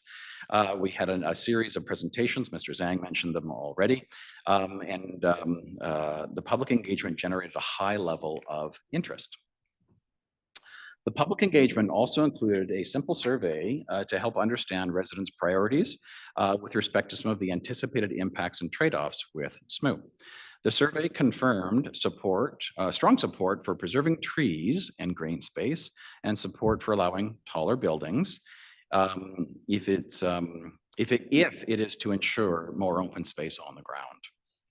There's also strong support to ensure new SMU units are livable in terms of daylight, size, and access. Respondents also highlighted the importance of having sufficient off-street parking for SMU developments. And lastly, there was mixed support for changes to basements that was described to staff, to the community, with about 35% support supporting no or partial basements and 40% wanting to keep full basements. So there's difference of opinion out there in the community. And this feedback was considered, and we took what we learned from that process to incorporate into the SMU zone, which I'll cover in greater detail in a subsequent slide. So now I'm going to dive into the three options presented to council tonight. And by way of introduction, I'll just note that they generally fall in these categories, A, B, or C. So A is generally 3 units across the district in traditional single-family zones. Option B is applying SMU zoning across the district generally, except for certain exemption areas. And option C is a hybrid of the previous two. And it's a mix of both SMU identified for areas where it makes most sense in terms of servicing and focus, as well as applying exempt areas, and then 3 units in the areas where it's generally more difficult to service. So you will see repeated in the next slides this legend, and it's important to describe. This legend really describes the number of anticipated units per site, so per lot, on areas shown in either the yellow, orange, red, or dark red, getting higher in density count. So the colors are used in each map. It's just repeated on each map, showing the colors where a maximum number of units. Again, this is a maximum. It's not a required number of units. It's a maximum number of units based on zoning. All options allow property owners to build and rebuild less units than the maximum units. All right. So the first option before you tonight, option A. With this option, we achieve, at the end of the day, fewer units. It's an addition of about 17,000 units in zoned capacity, or about a 40% increase in zone capacity in the areas shown in orange. So while it's approving fewer units, that is not an insignificant number. 17,000 units is a lot of capacity in the community in this option. However, the option requires a future conversation. I think that, or anticipates a future conversation, I should say, about where in the community in the future SMU zoning could apply. So that this option doesn't forego that conversation occurring. That conversation could occur in the future. Furthermore, the district has already rezoned approximately 2,800 lots, which was approved on December 4th, 2023, for a house, a suite, and a coach house, which is what this option anticipates. So it was the last infill direction that we had received from council, and this approach is consistent with that last direction provided by council. There aren't exemptions identified in this area because SMU was never applied. So SMU exemptions never occur in option A. However, as just a reminder to council, hazard areas are identified already through the DP areas, and DP guidelines would apply to these properties. In addition, the building inspector has certain powers to require geotechnical and flood reports related to building at the building permit stage. So hazards would still be addressed. They're just not shown on this slide. And it permits, as I say, 3 units in the form of a house, a suite, and coach house being permitted by zoning. And I think what's interesting to note about this option as well is the way the legislation is structured is that any restricted zones on or after June 30th automatically essentially become SMU. So this option essentially means we wouldn't have any restricted zones in the district as of June 30th. So there wouldn't be any automatic creation. And if council ever wishes to create a zone, which is just a house in the future, that wouldn't be permitted again because the SMU zoning would then apply at that time. So that's just a little bit of clarification about how the option would go forward. The next option, option B, this is the option of applying SMU zoning across the community with exemptions. The option implements SMU, however, based on staff's preliminary analysis, many of the areas rezoned to SMU or in the scenario rezoned to SMU have significant technical and servicing challenges for water, sanitary, and drainage perspective. While zoning may permit SMU densities, developing the maximum density would ultimately depend on whether the property can be serviced in the future. The process to screen individual applications for servicing capacity would demand significant resources on staff and would create uncertainty for both residents and developers. However, it could be applied with council direction. And from a perspective of zoning change, the exempt areas represent 35% of the total lots identified. Permitted SMU density in this scenario covers the remaining 65%. And this option B, creates an increase in zone capacity up to 26,500 units added. That's a 63% increase to the existing zone capacity. Just quickly, again, just referring back to the legend in the bottom, generally the center left, The dark red areas are where 6 units, up to 6 units would be permitted. Red areas up to 4. And then there's some orange, those are 3-unit areas identified, and the yellow areas are the exempt areas identified. Now option C. So this is just the hybrid of the previous 2 options. Staff are recommending this potential approach. It both addresses the creation of SMU, but also tries to focus it in areas away from hazards and in areas where servicing is more likely feasible. In the future, SMU areas could be expanded. So this is much like option A in the sense that the orange areas shown would permit up to 3 units, and SMU could be added or expanded into those areas over time as servicing issues were addressed. So again, the exempt area identifies the same amount of exemption, about 35% of the total area. Permitted SMU density for all service likely areas adds up to about 17% of the lots, and permitted 3-unit areas adds up to about 48% of the lots. Total unit capacity increase is 17,000 units, or a 40% increase. That's the same number as option A. It's just how the numbers work out. It's approximately the same number of unit capacity increased. So this is a table that tries to summarize the information. It is available in your handouts. So I won't go through it in complete detail, but this is really just comparing, a way to textually compare the 3 options before council tonight. So on the top is the 3 options, A, B, or C. In the bottom is that zone capacity number, either 17,000 for options A or C, or 26,500 for option B. And this shows how the number of units applies to either exempt areas or servicing challenged areas, or where servicing capacity upgrades are likely feasible. And it's a breakout. Happy to go into that in further detail with the questions. So in terms of the small scale multifamily residential zone, the zone itself, so this is the text of the zone.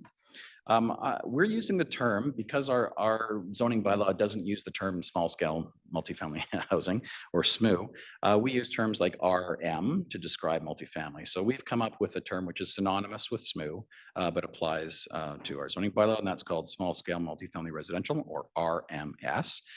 So the 2 are synonymous with SMU. So the RMS zone that's been prepared and attached to your report tonight allows densities up to 4 to 6 units, and considers the provincial policy guidance. Just very briefly, some of the considerations that we've used in developing this SMU zone for your consideration tonight is the province requires consideration of the provincial policy manual. That has been done. Review, we've also done a review of what other jurisdictions are doing, how they're responding, or how they have implemented SMU in the past type zones, and how they're responding. Most communities are in flux right now in terms of their approach. Some have implemented bylaws, others will be coming shortly. We've also looked at alignment with the district context and council's endorsed priorities. So that's, as I mentioned earlier, the official community plan and related land use planning documents. We also completed a technical review with staff and alignment with the development approvals process review, and of course, considered the feedback we received from the public. In terms of highlighting some of the key changes in the SMU zone that are important to note for tonight's conversation, it anticipates new building typologies. So if SMU is adopted by council, we could see new building typologies around duplex, triplex, and multiplex being permitted on traditional single-family lots. Staff are recommending an increase in height up to 3 stories for front buildings and 2 stories for rear buildings. Additionally, we're recommending removal of the floor area exemption for basements, in part to mitigate the impacts of SMU related to potential basements affecting groundwater, affecting larger excavations, and so on. Also, we're recommending new open space and tree preservation and replacement requirements to be introduced in this zone to help preserve and replace trees and green space. However, with additional site coverage, it is inevitable that there will be more trees and green space developed into impervious area. That's just inevitable in the calculation. Areas of where there is relatively minimal change, we are recommending a maximum of 2 residential buildings on the property. and that the rear building have a maximum height of 2 stories, not generally inconsistent with the coach house approach. And that we maintain certain building coverages for up to 3 units, increasing to 4, and apply similar coach house setbacks for the rear residential building. And that the parking requirements are generally consistent for all the various single-family areas and multifamily areas, except for the identified 6-unit areas. In those 6-unit areas, they're shown in dark red on the maps. They're close to frequent transit. The Act doesn't allow council to set parking standards in those areas, so that's reflected in the zone. Moving on then, in terms of the utility bylaw amendments, again, staff are recommending these amendments be introduced regardless of which of the 3 options is chosen by council. These amendments are helped to clarify servicing standards and manage network capacity limitations, and will essentially help staff respond when applicants are seeking to develop a SMU density, certainly, or any other higher density in areas where we have some servicing challenges. So we actually have a lot of this language already in our bylaws. This really just makes it, fine tunes it to provide clarity for the organization and for applicants. So in terms of conclusion and next steps, so it's recommended the council considers these bylaws prior to June 30th, and they're before you tonight for consideration. Also, if SMU zoning is implemented by council, we'd be coming back with recommendations for either amendments to the DP and building permit process and policies reflective of DAPR initiatives. So right now, SMU zones would go through a development permit process for form and character. That's an outstanding question. If council applies SMU zoning, council could look at more efficient processes to either delegate development permits and for form and character or eliminate them. That would be a future consideration. Also, analyzing infrastructure needs associated with the SMU zones is recommended by staff, and a detailed review of SMU density, risk, and mitigation on natural hazard areas described in the recommendation tonight. Financial planning obviously will be an important consideration. There's certain heritage considerations we'll have to look at in consultation with our heritage committee, and then the actual big piece of work, council, comes in the next 1.5 years, and that is the amendment to the housing needs report, the official committee plan, and zoning bylaw.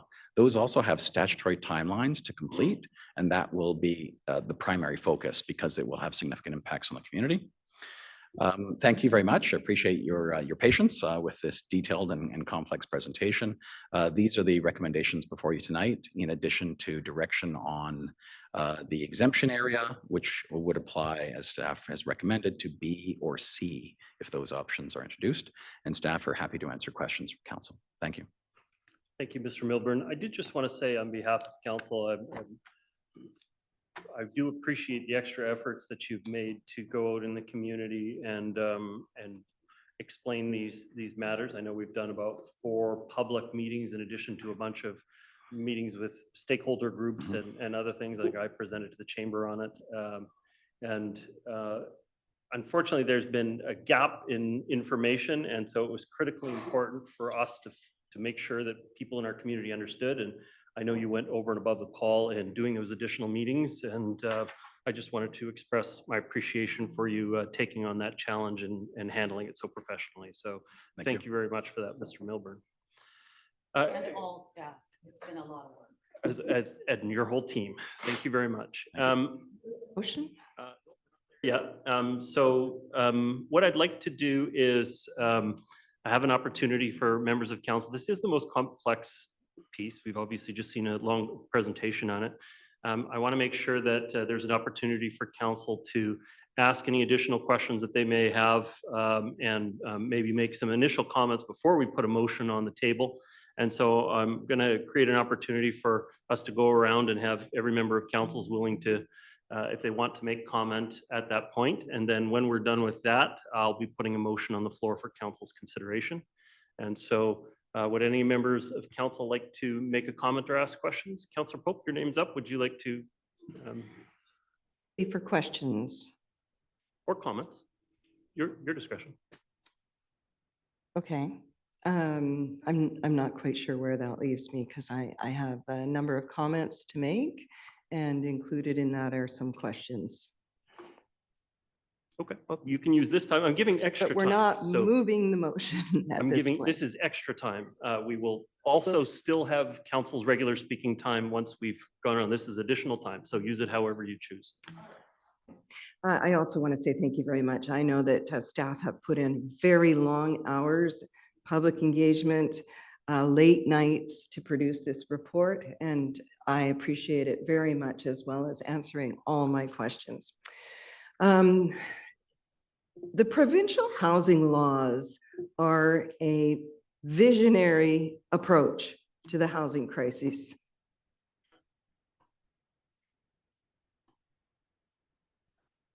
And let's face it, the district has done a lousy job of building homes to meet demand, and that is why we have such a low growth rate.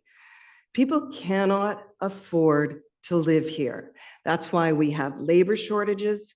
That is why we have traffic congestion, because the people who work here, hospital workers, first responders, nannies, house cleaners, restaurant servers, and yes, even our garbage collection workers all have to live in other communities because there is nowhere to live that's affordable to them in North Van. I will be voting for option B, which is the only option that enables the new provincial housing laws to be fully implemented. The other options clearly undermine the intent of the housing legislation. There's tremendous support for increasing density in the district. I've often heard this from residents wanting to build on their property for their families. And it's also supported in this report by the Lucent survey. Here's a quote from one resident in the report who captures it perfectly. Quote, "I would like the NIMBY Council's members to get out of the way and give me a chance of raising my family in my hometown." Here's another one. "The biggest issue for my family, lifelong residents of the District of North Van, is to permit missing middle housing so that our children, now adults, can have the option to continue living on the North Shore without moving into a condo. The only current option for them is a half duplex at $2.5 million. The idea of making fourplexes rental only makes no sense." Now, I've heard some on this council say we can't do this. The infrastructure won't support it. And in response, once again, staff have created maps showing where there are, quote, servicing challenges of water and sewer lines that will effectively ban any increased density in those zones. Well, doing nothing is not a solution to the housing crisis. No one expects there's going to be a stampede of homeowners rushing to build fourplexes. We know that. We know it's families who want to accommodate their adult children or seniors wanting to age in place in a community of tiny homes. So to put up barriers at this stage is disingenuous and again defies the intent of the legislation. At this point, I would like to ask a clarifying question. So you've got Mr. Milburn, in the amendments, I see you've referred to a lot of these infrastructure concerns. I think you're referring to the challenging ones, the ones that are highlighted in blue on our map here. Is this amendment attached to, and I'd like you to stop the clock because I'm asking a question here. Well, we could stop the clock, but usually it's when we have a response that we stop the clock. But if you want to just wrap up your question, that'd be great. Is this attached to all of the each of the options? I'm not clear about where this bylaw amendment fits in. Is that part of what we're voting on tonight? Wilbur? Thank you, Your Worship, to Councillor Pope. There are separate bylaw amendments included in the recommendation before you tonight. What staff are recommending, though, is that those bylaw amendments to the sewer and water bylaw be addressed tonight, and council consider those because we think they apply to any option that you choose. any of the A, B, or C options. And the reason is for any option, we actually don't quite know yet where the market will respond and where people will develop and increase density in the community, whether it's for 3 units or 4 or 6.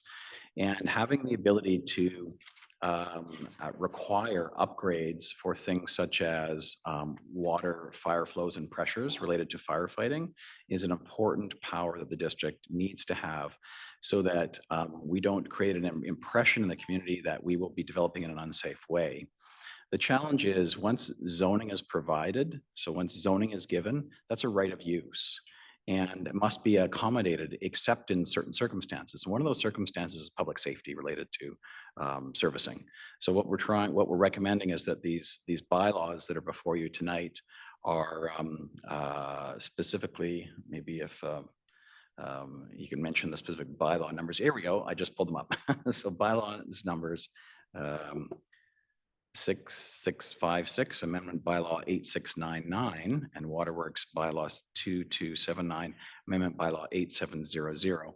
They're separate recommendations tonight, but we're recommending they apply to any option that council might choose. Okay, so to that end, do I need to propose an amendment, or I would like to propose an amendment to delete the servicing challenged zones from any consideration by council in determining eligibility To be for clear, there isn't a fourplexes? motion on the floor at the moment to be. This is just amended. where I'm going with it. Yeah, so we'll Okay. come back to you for that. There will be Okay. another opportunity for you to speak. Okay, the next speaker I have is Councillor Hanson. Thank you very much, Mayor Little. Just to say that I would be supporting option C, the hybrid option, and I'll reserve my comments until there's a motion on the floor. Thank you very much. Thank you. Would other members of council like to make an initial comment before I put a motion on the floor? So just my own comments on the matter. I tend to be supportive of A. I'm very frustrated with how these regulations have been imposed on the municipalities because they represent a severing of growth from infrastructure. And it's not just the infrastructure that Mr. Milburn has spoken to tonight. It's about the bridge and it's about our schools. And you know, we haven't had a lane increase to the North Shore since 1968. We have no commitment for the long-term replacement of the bridge. We have no commitment for financing of rapid transit connection to the North Shore at this time. And I think that we're up at around 140,000 daily trips over that bridge. And for comparison, the Port Mann Bridge has 150,000 with 10 lanes, and we're moving it over 6 lanes. And it's 7 days a week. So I find it simplistic to just say, well, if we just build it, it'll get people out of the traffic or it'll solve our traffic issues. The traffic problems are 7 days a week because we have people using this area for their recreation, for access to the 99 corridor, and for access to the ferry spaces. And so I think that that is very poorly thought out, severing infrastructure from growth in that way. So the province brought in regulations. They brought in what was called the Housing Needs Report. And of it, they crunched our numbers for growth, what we were anticipating, what they thought the market would bear. And they came up with a number of about 580 approximately units per year that we need to grow. We have far exceeded that growth target in the last few years because we've been focused on developing our town centers and making sure there were good options for tenure, good options for sizes in those spaces. But just setting the number on growth throughout the district, anywhere throughout the district, without having it tied to availability of infrastructure, I find that to be irresponsible. What should be happening is we should be developing our town center space, continuing to develop our town center space. I supported the earlier amendment for 47. I've been supportive of our town center development, including some quite dense projects in those spaces. But it has to be, again, tied to this planning and infrastructure piece. If the province had come to us and said, all right, it's not 580 a year, maybe it's 1,200 units a year. They came in much more aggressive with something like that. I'd probably express my frustration that they were interfering with municipal affairs, but then at the very least, those units would be planned Those units would be, we would look at the full map of the district in North Vancouver. We would make sure they were going in where we have infrastructure, where we have transit opportunities, critical mass opportunities to create transit. Instead, having the units pop up anywhere in the district of North Vancouver, it's not going to produce the critical mass for transit improvements in our community. And so it's going to make car-centric neighborhoods even more car dependent. And so I'm not supportive of that approach. I'm much more supportive of what we have been doing, focusing the new units in our town centers where we have transit and infrastructure support. And I think that is the proper way for us going forward. The only one of the options that appears to retain that opportunity for council, even though it also represents a 40% growth in the total number of units available under the existing zoning, is option A. And so when the opportunity comes, I'll be putting that on the floor for consideration. The next speaker I have on the matter, I have Councillors Back, Murray, and Ma. Councillor Back, your comments. Thank you, Mayor Little. Well, this should be interesting because I'm going to be supporting option B. Want to begin also by recognizing again all of the work that the staff team have put in to get us to this point. It's an immense amount of work, and we read in the comments that was included in the package, so many positive comments about the way the information was presented. Is going above and beyond. So thank you to Mr. Milburn and Mr. Bell and the whole team involved, and all of our staff involved in this. So I think anything other than option B is very much frustrating the intent of what this housing legislation is meant to do, and is really providing ways to say no to more housing, which the district has been very good at over many decades. And that's in fact what we're known for across the region, is a very slow growth and making it very difficult to build any form of new housing other than the very most expensive form of housing, which is the single family house. And so often I think about what a lively, connected, happy neighborhood that I want to live in should look like. I think about that, and I think it's a mix of people, young and old, including young families, including seniors, and people from a whole range of diverse backgrounds. But until now, our single-family neighborhoods have prevented a lot of that kind of vibrancy to happen because of the form of housing that's exclusively allowed. Now, there's nothing wrong with single-family housing.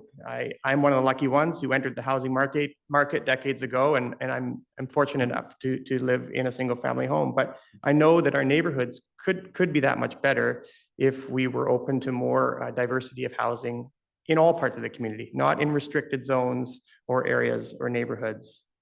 I read through all of the comments that were included in the staff report tonight based on what we heard from the community, and lots of them stood out to me. My children grew up in Lynn Valley. They cannot afford to buy here, and very little affordable rental accommodation is available. Hopefully, this will mean our kids can live here. And I think that's a sentiment that is playing out across our community as people are recognizing that the next generation will not be living here. That aging in place really doesn't happen when you don't have support, when you don't have the staff that can afford to live in the community that they're working in. I also want to reiterate that while this is a major shift in the way we look at planning the future of our community, it's not one that's going to happen overnight. And we've seen that in other parts of the world, in cities like Auckland, New Zealand, where single family zoning was essentially removed. Change is starting to happen. There's more diversity of housing from what I understand. But it's happening over a long period of time as single family lots are converted to more multifamily living situations. And so I think with these options here tonight, staff are looking for ways to buy us some time to plan the infrastructure. But I think regardless of which option we choose, there will be time to plan that infrastructure. It's not going to happen, as I say, overnight. But I think it goes back to, what our community needs. And if we look at the future, we need people of all ages and demographics to be able to live here. And our official community plan has concentrated that growth in our town centers. And I think that makes sense. It's a great OCP, but we need this and more. And I think this change is going to put us in the right path. And so I know there's going to be a lot of I'm going to call it fear mongering in some of the comments that you're probably going to hear tonight. But I think we need to just really take a hard look at, what sort of community we all want to live in the decades to come. And this is one that I've lived my whole life in. So I know everything that's great about it and everything that I want to preserve, but I also know the great potential that it has. And that's just my initial comments at this point. Thank you, Councillor. Next, I have Councillors Murray and Ma. Thank you, Mayor Little. Thank you for the extra time to speak. I have so much to say. I love living in this community too. My father grew up in this community and died at 92 a couple of years ago. He was a little boy living in Deep Cove when it was a place for poor people to go because it was so far away from any level of transportation or service. This is intensified sprawl. And if you go to planning school, I think the planners will say that intensifying sprawl is not the way to go. It's not considered smart growth. In 1996, when I was first elected, the issues, and we would always say this when we were lobbying the council of the day, put the infrastructure first before you build the houses. And the infrastructure that we were concerned back then, and for many years, probably close to 2 decades, were roads, bridges, and schools. You know what we're worried about right now? We're worried about roads, bridges, schools, teachers, doctors, nurses, hospitals, police officers, affordable housing, cost of real estate, cost of rental, labor, the toxic drug crisis, climate change, the erosion of public service, increased taxes, food security, affordability, transportation, and energy, to name a few. The gas tax was supposed to fund TransLink. They're in a bit of a precarious position right now. They're going to run out of funding. Hydro needs water to run our electricity. And they're worried about the northern communities' ability to be able to have enough rainfall, although you wouldn't believe it in the last 2 weeks in the experience we've been having. But climate change is putting us in a precarious position in regards to energy and being able to accommodate the increased need in electricity. A couple of fun facts. The total provincial debt is billions, $165 billion. 70,000 people left British Columbia last year. You know where they went? Alberta. Because you can buy a house in Alberta when you're a young person. You can have a business. You can even get a cottage. And people are leaving British Columbia because of the cost of living. This one's going to blow your mind. Who has the lowest property taxes in Canada? Us. British Columbia has the lowest property taxes in Canada. Guess who has the highest? Winnipeg. Winnipeg has the highest property taxes in Canada. We have the lowest. Guess who has the highest cost of living? We do. And Toronto. So do the math on that. I think the provincial government and the federal government is going to start looking at those low taxes. Maybe we need to pay more, they might think. Maybe revenue might need to go up. They're taking away our zoning bylaws. Are they going to be taking away our level of ability to tax? What kind of money does the future need in order to support the infrastructure for the amount of immigration coming into this country? We have no control. We have, and there's been a number of news stories on this in the past, where immigration and immigrants that are coming into this country are asking, why did you allow us to come here if you couldn't look after us? If you couldn't give us some affordable housing, if you couldn't, give us a doctor. 1 in 5 British Columbians don't have a doctor. I don't even understand that. 25 years ago, when the Tsleil-Waututh Nation started to develop at Ravenwoods on leased land, that was the best affordability on the North Shore. It was the most affordable new kind of housing that you could ever achieve. Councillor, if I can Yep. interrupt up, 2 we'll seconds. come back to you. One unit at Ravenwoods right now, 1,700 square feet, $1.629 million on leased land. More opportunities to speak as we move forward. Thank you. Councillor Ma, your comments.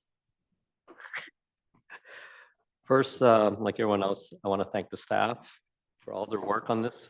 There was a ton of information to put together, and I'm still reading through some of it. I must admit, when I first looked at the options outlined by staff, I was thinking about option C, the hybrid option. I thought it was a good compromise. But after reading some more and getting some more feedback, I have some real concerns about how things could play out. I respect the opinion of other members of council, but the decision tonight will have long-term consequences to the district. We should not take this lightly and be forced into a decision by another level of government. I support the district providing more housing to help the current housing situation where there's really limited affordable options. However, there are challenges with the new legislation. I don't believe it's the best approach. I don't think the approach right now is the best if the province really wants to work in partnership with municipalities. This one size fits all across the province does not take into account regional characteristics. There's no nuances to implementation. The district has had a strategy of increasing and focusing density in 5 town and village centers where there's infrastructure and transit to support it. This new legislation, as presented, negates most of that. Land use is the most important and effective tool for municipalities to plan their communities to meet the needs of their residents. Working with partner agencies, we can plan where we want growth, plan parks, schools, shopping centers, and roads to meet the increased density. This new legislation, as presented, once again, negates most of that. I believe that the provincial government needs to be a partner in many initiatives in our community, such as housing, transportation, and environment. However, I feel there needs to be mutual respect of our respective areas of jurisdiction. Making decisions on land use is the role of the municipalities. I don't support going with option B. To me, there's no sense of planning or thoughtful consideration. The municipality will be left to deal with unintended and negative consequences. Council needs to retain some discretion in where and how to place the additional density. Once the additional density is added to a single family lot, as I hear from staff, it will be difficult in the future to downzone. At this point, I support option A. It is more acceptable as it does have the potential to increase the current housing supply. And I'm using Dan's numbers here, by at least 40%. There should be 17,000 units added to zone capacity. Please understand, I'm not saying no to SHMU, but I believe municipalities have the ability, need to have the ability to implement planning in their community. Option A does allow the council to come back in the future with additional density in chosen areas. At the same time, I do have a concern about option A. It limits the additional dwelling units to secondary and coach houses. There is not consideration for a duplex or a triplex. This does not provide the district with other options to housing forms, which could be more affordable. My hope is that if option A is passed tonight, council would be willing to look at other forms of how those additional 2 dwelling units may take. For example, should we have duplexes? Regardless, we should also consider adding additional FSR so that coach houses can be built on existing lots. Sir, if I could have you draw to a close, you'll get more time in a minute. Okay. Just given the time constraints imposed by the province to have our bylaws align with the new legislation by the end of this month, I think option A is the best option at this point. Thank you. Councillor Ma, Councillor Forbes, your comments? Thank you, Worship. I just really, we can't overstate that if we don't have something in place by June 30th, the ministry can override local government to force bylaw changes, including issuing, and in their words, ministerial override to enable density and apply basic site standards such as setbacks, height, and lot coverage. The minister also said, quote, "The province intends to use that tool if necessary." That's a threat. I'm sorry, that's the only way I look at that as a threat. That's not collaboration. And democracy is about collaboration and individual choices, and we're having that removed, and you, the citizens, are having that removed from you as well. I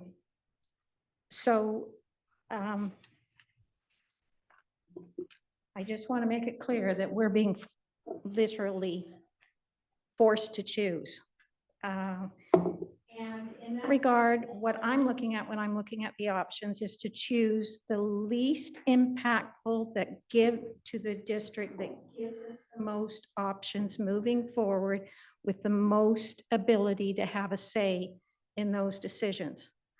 And so in that regard, I would love to say no, but with that threat hanging over our heads at the end of June, who knows what we'll get from the provincial government.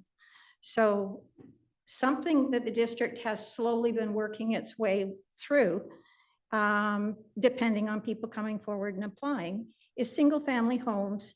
Basements and suites have been around for a long time, and coach houses. We haven't had a big uptake on coach houses, but those 3 units on a lot have been available. And so if that's the way the district and the community has been leaning, then that seems to me the only option that goes in that direction is option A, which is the option that I'll be supporting. A couple of other comments though is, you know, it's not just the unaffordability of houses on the North Shore that has made services not want to come to the North Shore. It's the lack of infrastructure to get to the North Shore. Even if they don't want to live here, it's just trying to get here to do a job.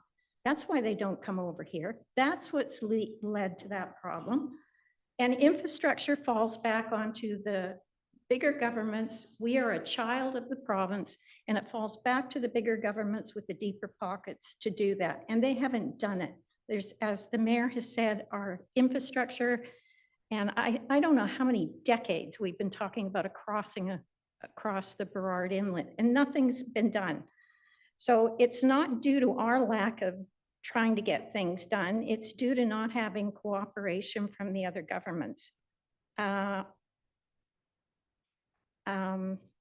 immigration policy of the federal government impacts the provincial government, impacts the municipal government. We're the one at the bottom.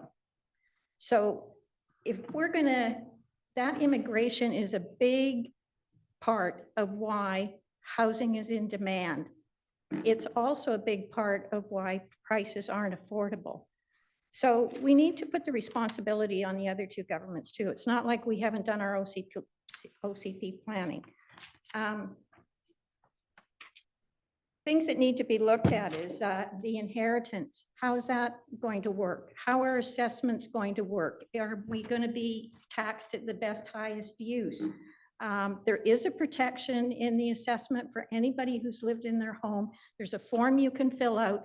Anyone who's lived in their home for 10 years can apply before November, can apply to still remain assessed as a single-family home. So there is a slight protection there, but it's only good for people who have lived in their home for 10 years or longer. So I'm going to have to come back to you. Can I just say that that means any of your inheritance plans to pass it down to your children are all changed now. I'll talk later. Thank you very much. Okay, council, we've all had one opportunity to speak so far, and so I'm now going to put motion on the floor, and this is for option A and the supporting I'll second that. motions that have been identified by Mr. Milburn. This is for water and sewerage as outlined in the package. So that's been seconded by Councillor Murray. My comments on it, I think we've all had the discussion around the table already about what the key issues are. I think option A, I have very similar feelings to Councillor Ma on the question of that SMOO can be used as a good tool in the community, and it can be planned into the community and properly support a town center on the periphery. And so I would be supportive of us having a deeper discussion in future to look at where that can be strategically employed. The challenge is with a June 30th deadline, it's very hard to have that conversation with the community today. And so the way we can retain the right to be able to have that discussion is to support option A, which is what I'll be doing. I know a comment was made about fear mongering and other things. There's lots of really great evidence out there that the District of North Vancouver has been focused not on building single family houses. In fact, 82% of the units that have been created since the implementation of the OCP have been in town centers and are multifamily units. And so it's suggested out there that all we're doing is subdividing and going up the mountain, and it's just not the case. 82% since 2011 have been in town centers and largely been multifamily in nature. So we have turned. We have already started to make those kinds of changes, and I think that should be recognized. I want to talk about the amount of time it takes to do these kinds of applications for one-offs, for coach houses, for single family. So for clarity, when we have allowed, and we've been expanding the coach houses and laneway house program for quite a number of years now, they take a tremendous amount of staff time to make happen. So in the time that we produced about, I think it's, I don't know, maybe it's 30 coach houses in the district in the last bit. It's a very small number. Well, 2 years ago, we produced 1,600 multifamily units. Last year, we committed to about another 1,000 units. And so the amount of units that you're going to produce in this form, they're not going to affect affordability. There's such a small percentage of the units that we create. It's much more environmentally friendly. It's much more efficient for using municipal services to support multifamily and planned town centers. And so I do think that it's incredibly important for us to remain focused on developing our town centers as we move forward, because it is going to be a far higher percentage of the units. I think one of the examples in one of the presentations was, I think it was about 26,000 units that Coquitlam was contemplating under multifamily, 60,000 units. And then, Mr. Milburn, if I may, and how many were being contemplated under SMOO size units? In the current neighborhoods they've defined, they have 292 applications out of 60,000. So 0.48%. 292 out of 60,000 applications. And the challenge, I think the other point you made about that, which was very important, was the amount of staff time. So that's full time. Was it 2 staff that have to spend their entire time working on that? 4 to 5 staff for 292 applications. On just dealing with the SMOO. And so it is an incredible investment of staff time to be able to produce a very small number of units. And so I say, for the efficiency of the municipality going forward, let's continue to focus on developing our town center spaces. Let's continue to support our transit infrastructure in those areas. For me, that makes the most sense going forward. But I will say that I do think we need to have continued discussions about the other issues that we've introduced about short-term rentals, about basement, exemptions, about all of the other things that are affecting the buildability in our community as well. And I do think SMOOs can be used to support town periphery spaces as well. So today I'm supporting A, but in future I'd be open to supporting town centers with some SMOO introduction in those spaces as it makes sense with our infrastructure. Thank you. The next speaker I had, the seconder, was Councillor Murray. Thank you, Mayor Little, and I'm happy to support option A, although I concur with Councillor Forbes. If I could just, leave things as is, I would do that. I believe the City of North Vancouver, the City of Vancouver, and the District of West Vancouver basically has this zoning already in place. I think that was the reason that West Vancouver ripped up the legislation because they already allow 3 units on their lots. And the city of Vancouver has been doing this for years. It's interesting, I'm going to push back a bit on the concept that the district, you know, is the bad guy on this, in all of this. We were put on a list, and the naughty list, because we weren't building enough. And trust me, the vast majority of applications that have come into the planning department over the 30 years that I've sat at this desk have been approved. And I know that because I've lost most of those votes because I've challenged them, and I generally lose. There's generally a split on this council. There has been for many years, and I'm usually in the minority. So the vast majority of those applications have been passed. I would also say that we have an active, a very active development community on First Nations land. The Tsleil-Waututh has been developing for over 25 years. Their numbers are not caught up in this. They're not part of this legislation. And often the numbers that are reported in regards to units do not include numbers on the Tsleil-Waututh First Nation. They have a large piece of land. They're building a lot. And there is another 40 acres on the Dollarton Highway where the old crab shack, where the Tupper Trucking is, that goes up to Mount Seymour Parkway. That is the subject of an addition to reserve, and it's in the hands of the federal government right now. And if that land is added to the Tsleil-Waututh Reserve, then there could be potentially significant density there. I think the problem with the cost of housing was mainly out of 2010 because of speculation, offshore investment, and I think it hurt us. Shadow flipping was another thing that hurt the region, and I don't think the provincial government did enough. I wish the provincial government had put legislation in to protect existing affordable housing, like Emery Place up in Lynn Valley. We tore down a number of affordable family size units. We did not require the owners to look after their properties. And they would often, many owners would come forward saying, I just can't afford to do this anymore. We need to tear it down. And there's other buildings in the district that are a threat. Up in Lynn Valley, there's a number of them. In Seymour, there's a number of old rental apartments that are large that are under threat from redevelopment. We do need to look at rental only. I think Councillor Hanson spoke about that. And this really comes down to the ability of, the democratic right of our community to determine our future. That's certainly what I've always been led by, is what the community wants.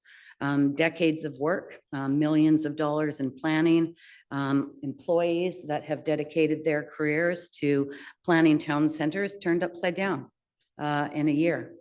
And I think personally, it's a dictatorial approach to our ability to govern where we were duly elected. And one has to ask the question, we were on the naughty list, so is the city of North Vancouver. And you got to ask yourselves why. They've been developing, huge amounts of housing over the years, lots of density. It's where it should go in the city. Burnaby. Yeah, and Burnaby, tens of thousands of units in Burnaby, and the mayor of Burnaby questions if why, do I get 2 minutes after this? Oh, I'm going to take it. He actually has challenged and spoken out to say if supply and demand actually worked, he'd be one of the most affordable communities in the region. And he's actually one of the most expensive in Burnaby. So those towers aren't bringing the prices down, but they're costing huge amounts in infrastructure needed that we truly can't afford. We've been late in bringing that infrastructure forward.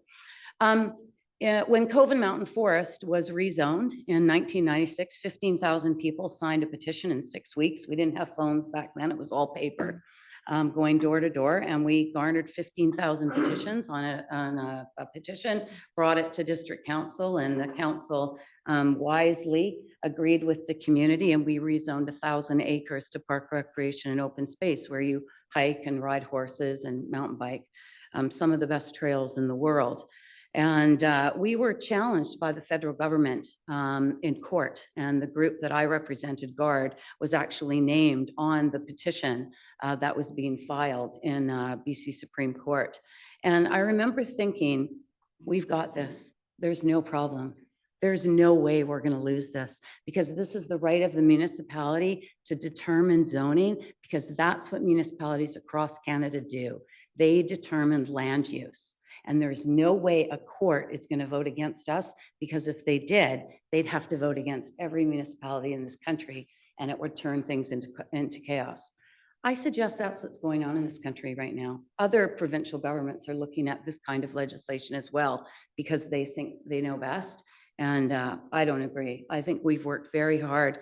We've come up with a plan, and I've had challenges with it because the lack of infrastructure, and it's only exacerbated now. So thank you, Mayor Little, for giving us this time on this very unfortunate occasion that we find ourselves in, defending why we sit here as elected officials in municipal government. And I will support option A. Thank you. Thank you very much. Councillors Hanson, Pope, and Beck. Councillor Hanson, your comments, please. Yeah, thank you very much, Your Worship. As others have said, thank you to staff for the extensive amount of work that's being put into these recommendations. I see that the recommendations also involve input from fire rescue services and North Shore Emergency Management, and I thank them as well for their consultation and input into the recommendations. I will not be supporting option A. As I said in my introductory comments, I support option C. I believe this option respects the goals of the provincial legislation in creating small-scale multifamily housing, while also protecting our community from natural hazard and balancing our capacity to service development. I believe, and this is the core of my failure to support option A, that option A does not respect the goals of the legislation. I believe we have a duty to implement the legislative intent of Bill 44, and I believe option C does so while appropriately balancing the interests as best we can. Option C increases zoned housing capacity by 17,000 units, the same number as option A. This option C, focuses growth in those areas best able to accommodate development in terms of services. Option C also allows 3 units, home, suite, a house, a suite, and a coach house on areas that lack servicing capacity to accommodate greater densification beyond that. Option C respects the need to avoid further densification in areas of greatest natural hazard, slope, wildfire, and flood. Over time, some areas that are currently judged to be challenging to service could be suitable for greater densification once additional infrastructure is in place.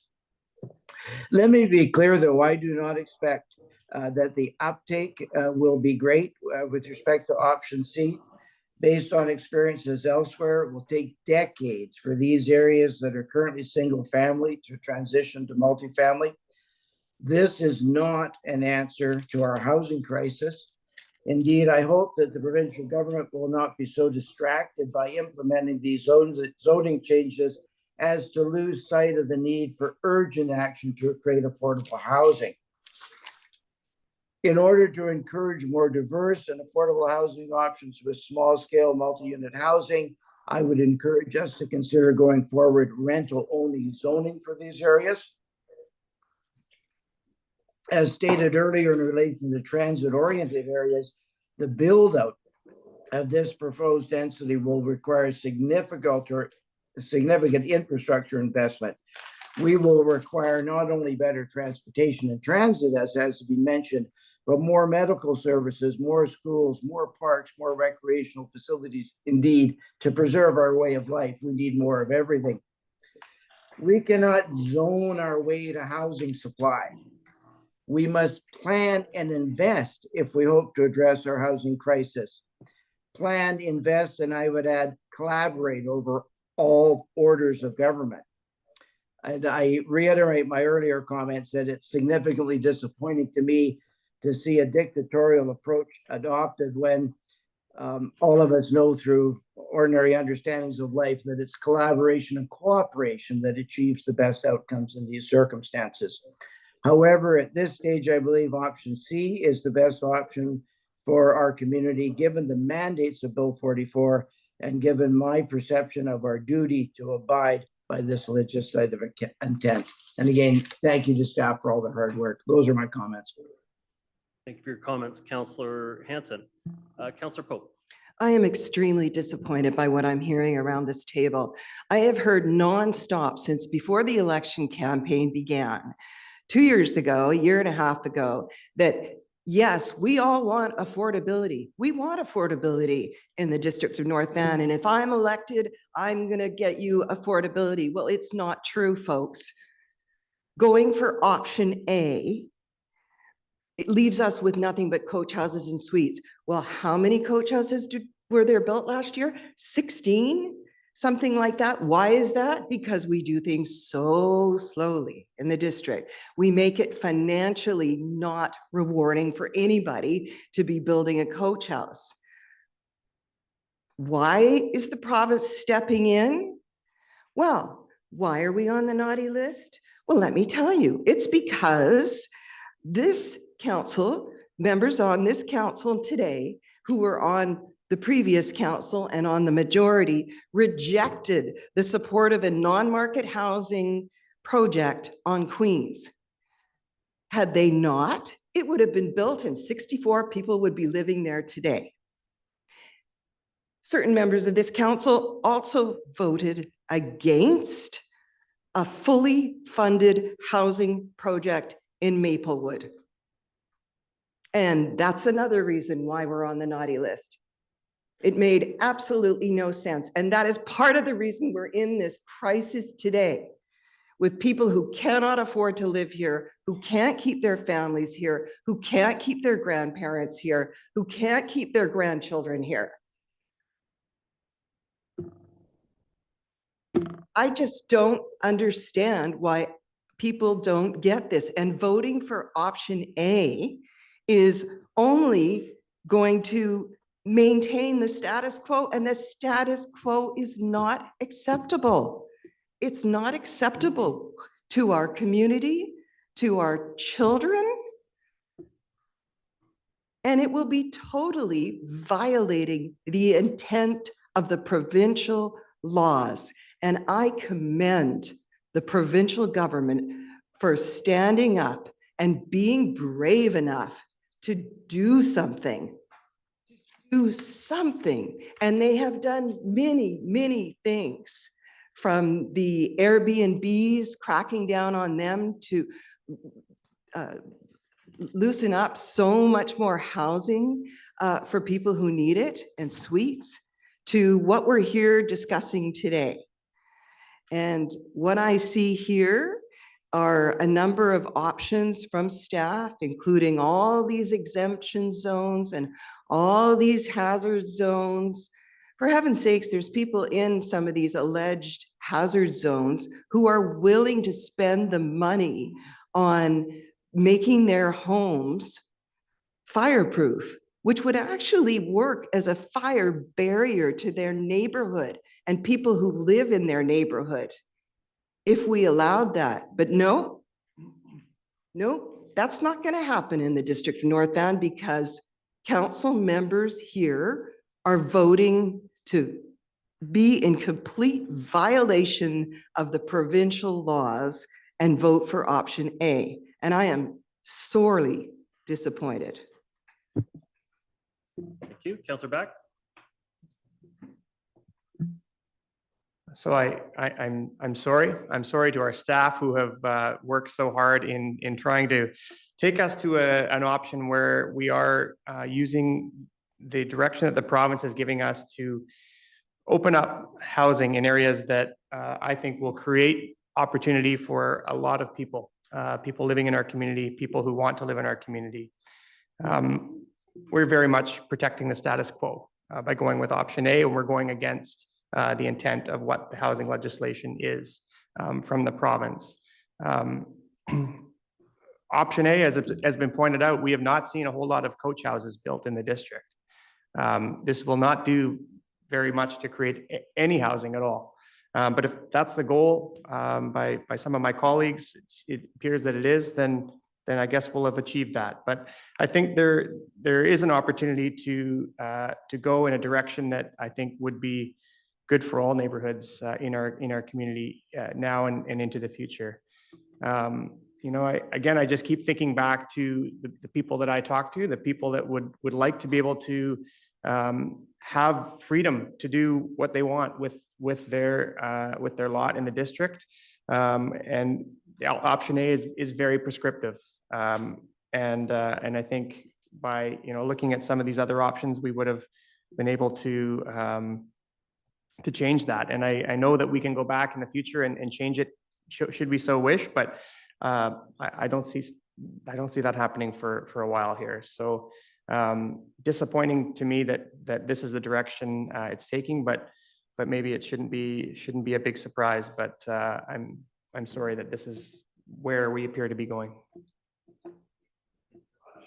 Councilors Ma and Forbes. Councilor Ma, your comments? Thank you, Your Worship. I want to suggest that choosing option A is not saying no to providing more housing. The staff's report indicates that all three options support the district's ability to achieve its share of the province's anticipated 10-year SHMU unit goals.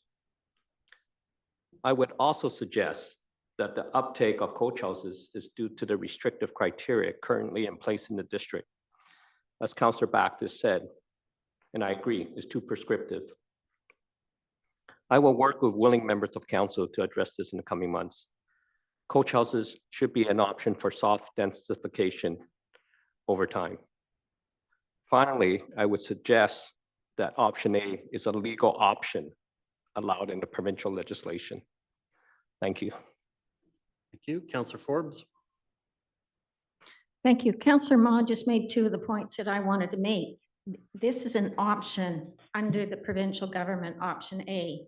So it's not like we're throwing anything in their face. It's an option that we have on the table, and it's an option that some of us are choosing.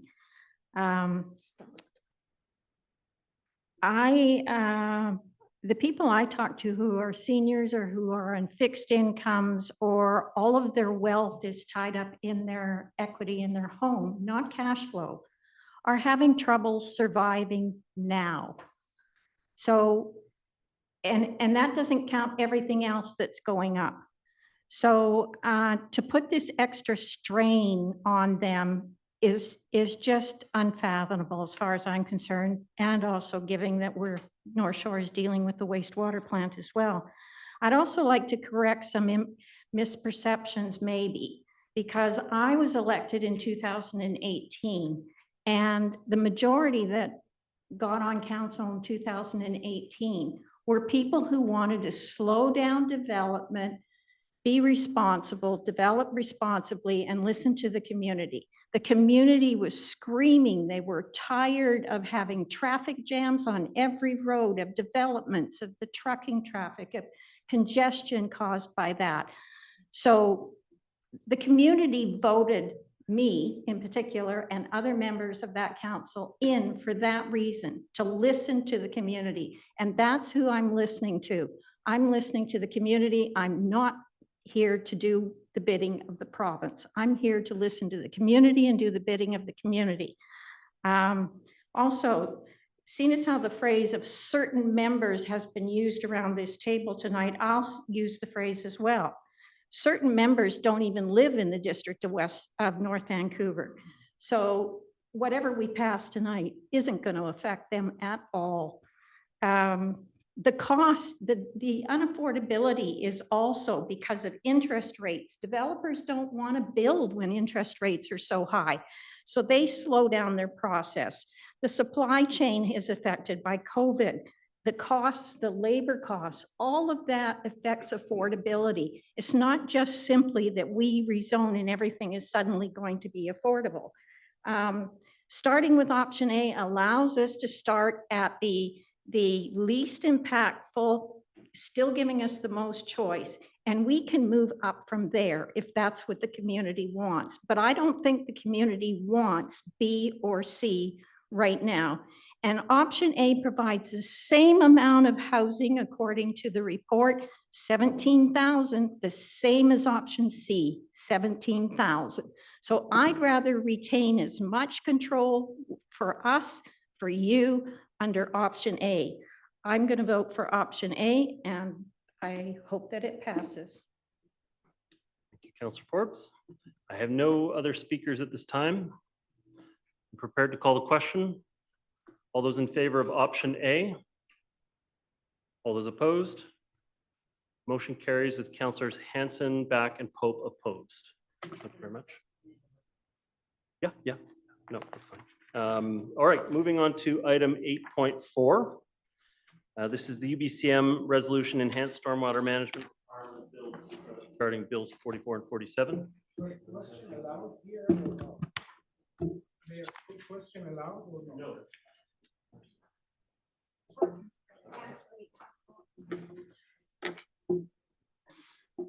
I will respond to just the comment that was made, though.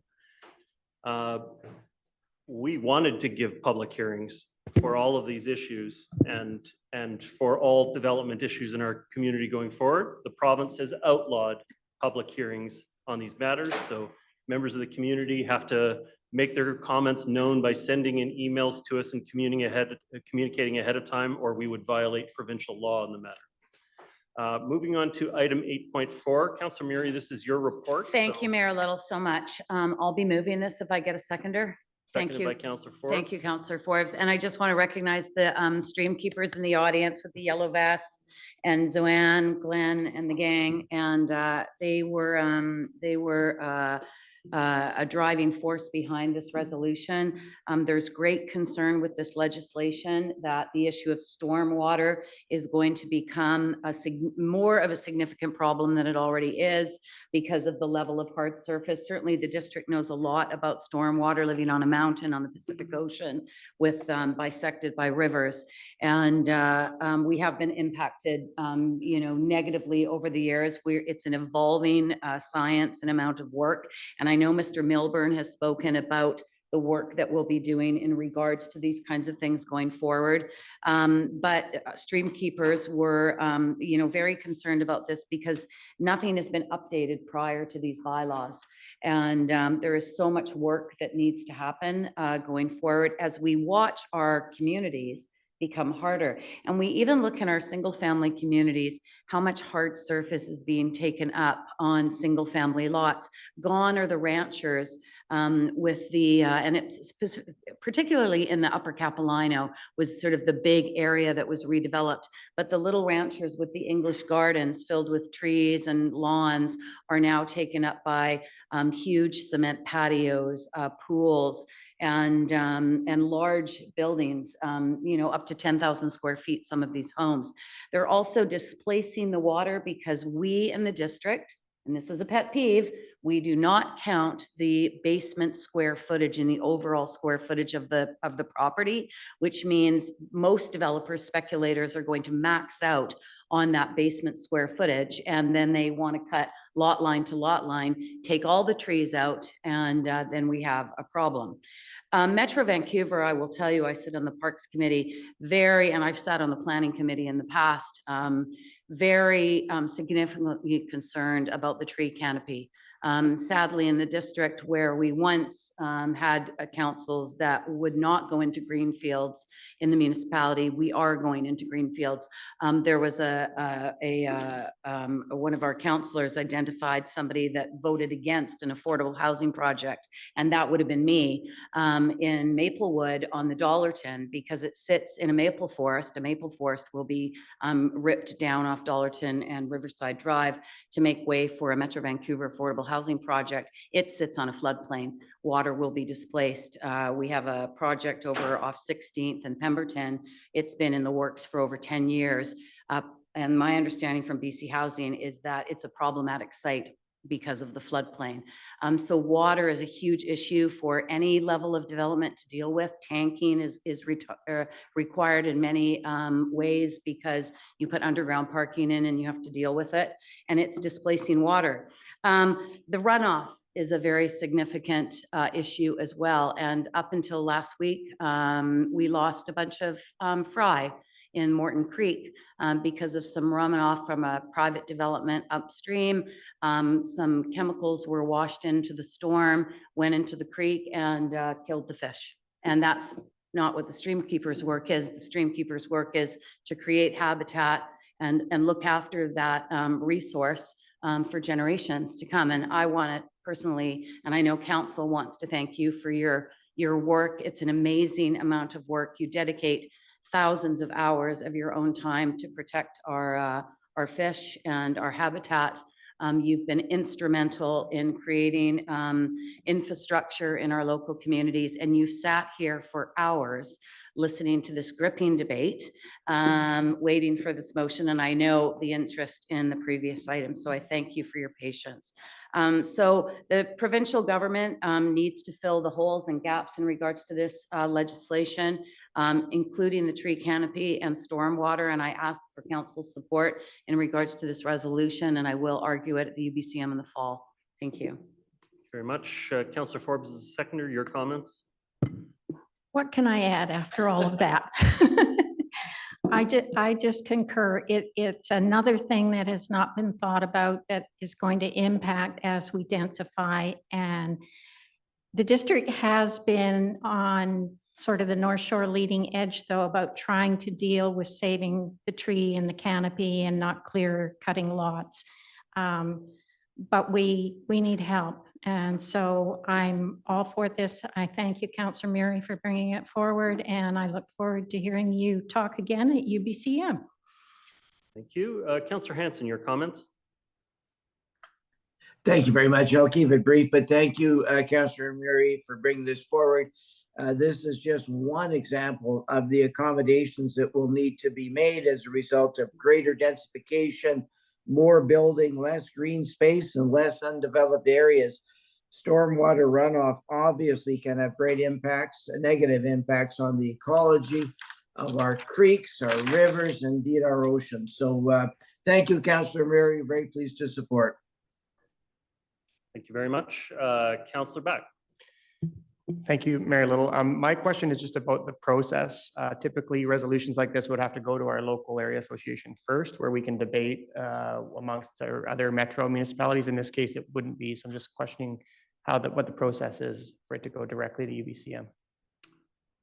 I can comment on it. It can go either way, but it obviously has more oomph if it comes from your area association. It tends to end up at the front of the book for resolutions to be considered. And so there is a cutoff for referrals just from the local government as well. It's different from the cutoff from the area associations, but it can come through either avenue. Okay. Yeah, no, I'm supportive of the resolution. I just think it might have been better if we could have debated it at the local area association first. But I understand that you wanted to get it on to this year's UBCM, so I'll support it. Okay, thank you very much. I see no further speakers on the matter. Prepared to call the question. All in favor? Contrary minded? Motion carries unanimously. All right, thank you very much, Council. We're a little tight for time. Our legislated end is 10:30 without an extension. Are there urgent reports that need to be made, Mr. Stewart? Your worship, I was going to mention the fact that Metro is pushing forward with the treatment project. Councillor Murray has mentioned some of the discussions. We had asked for some relief, and we didn't get all of the relief that we had hoped for. So we will continue to work on the North Shore to look at what our options are and what next steps we can take to try to protect or at least mitigate the impact of these additional costs. Thank you, Mr. Stewart. Additional comments on that, Councillor? Well, it was a disappointing conclusion as far as the allocation of monies across the region. We're the smallest sewage area in Metro Vancouver. We are now paying the largest portion of a significant, and I don't even want to refer to it as a cost overrun because it's just so much more than that. But this now will go to the budget in the fall, and there will be a significant debate there. And the North Shore municipalities are united. We've been working very, very well together. We are side by side in this, and we are moving forward on discussions. Our CFOs are beside us and our CAOs. And we're gonna come up with some solutions to this very significant problem because those utility bills are going up. And I was remiss in mentioning that when all these other projects come forward, we're on the hook for part of that too. Just because it's not in our municipality doesn't mean we don't contribute to that cost. So stay tuned. You should see how much I talk there. Well, thank you very much for your representation there. I did catch your comments on Friday and you spoke very well on our behalf. Any other reports? Okay, we've completed the business of the meeting. I'll accept adjournment. Thank you, Councillor Murray. I did just want to say thank you very much to staff for all the work you did preparing the reports for our consideration today. And thank you, members of the public, for sticking with us through this difficult, tense at times discussion for our community. We do appreciate the grace with which you approach these matters. So everybody have a fantastic week. Good night. Good night, everyone.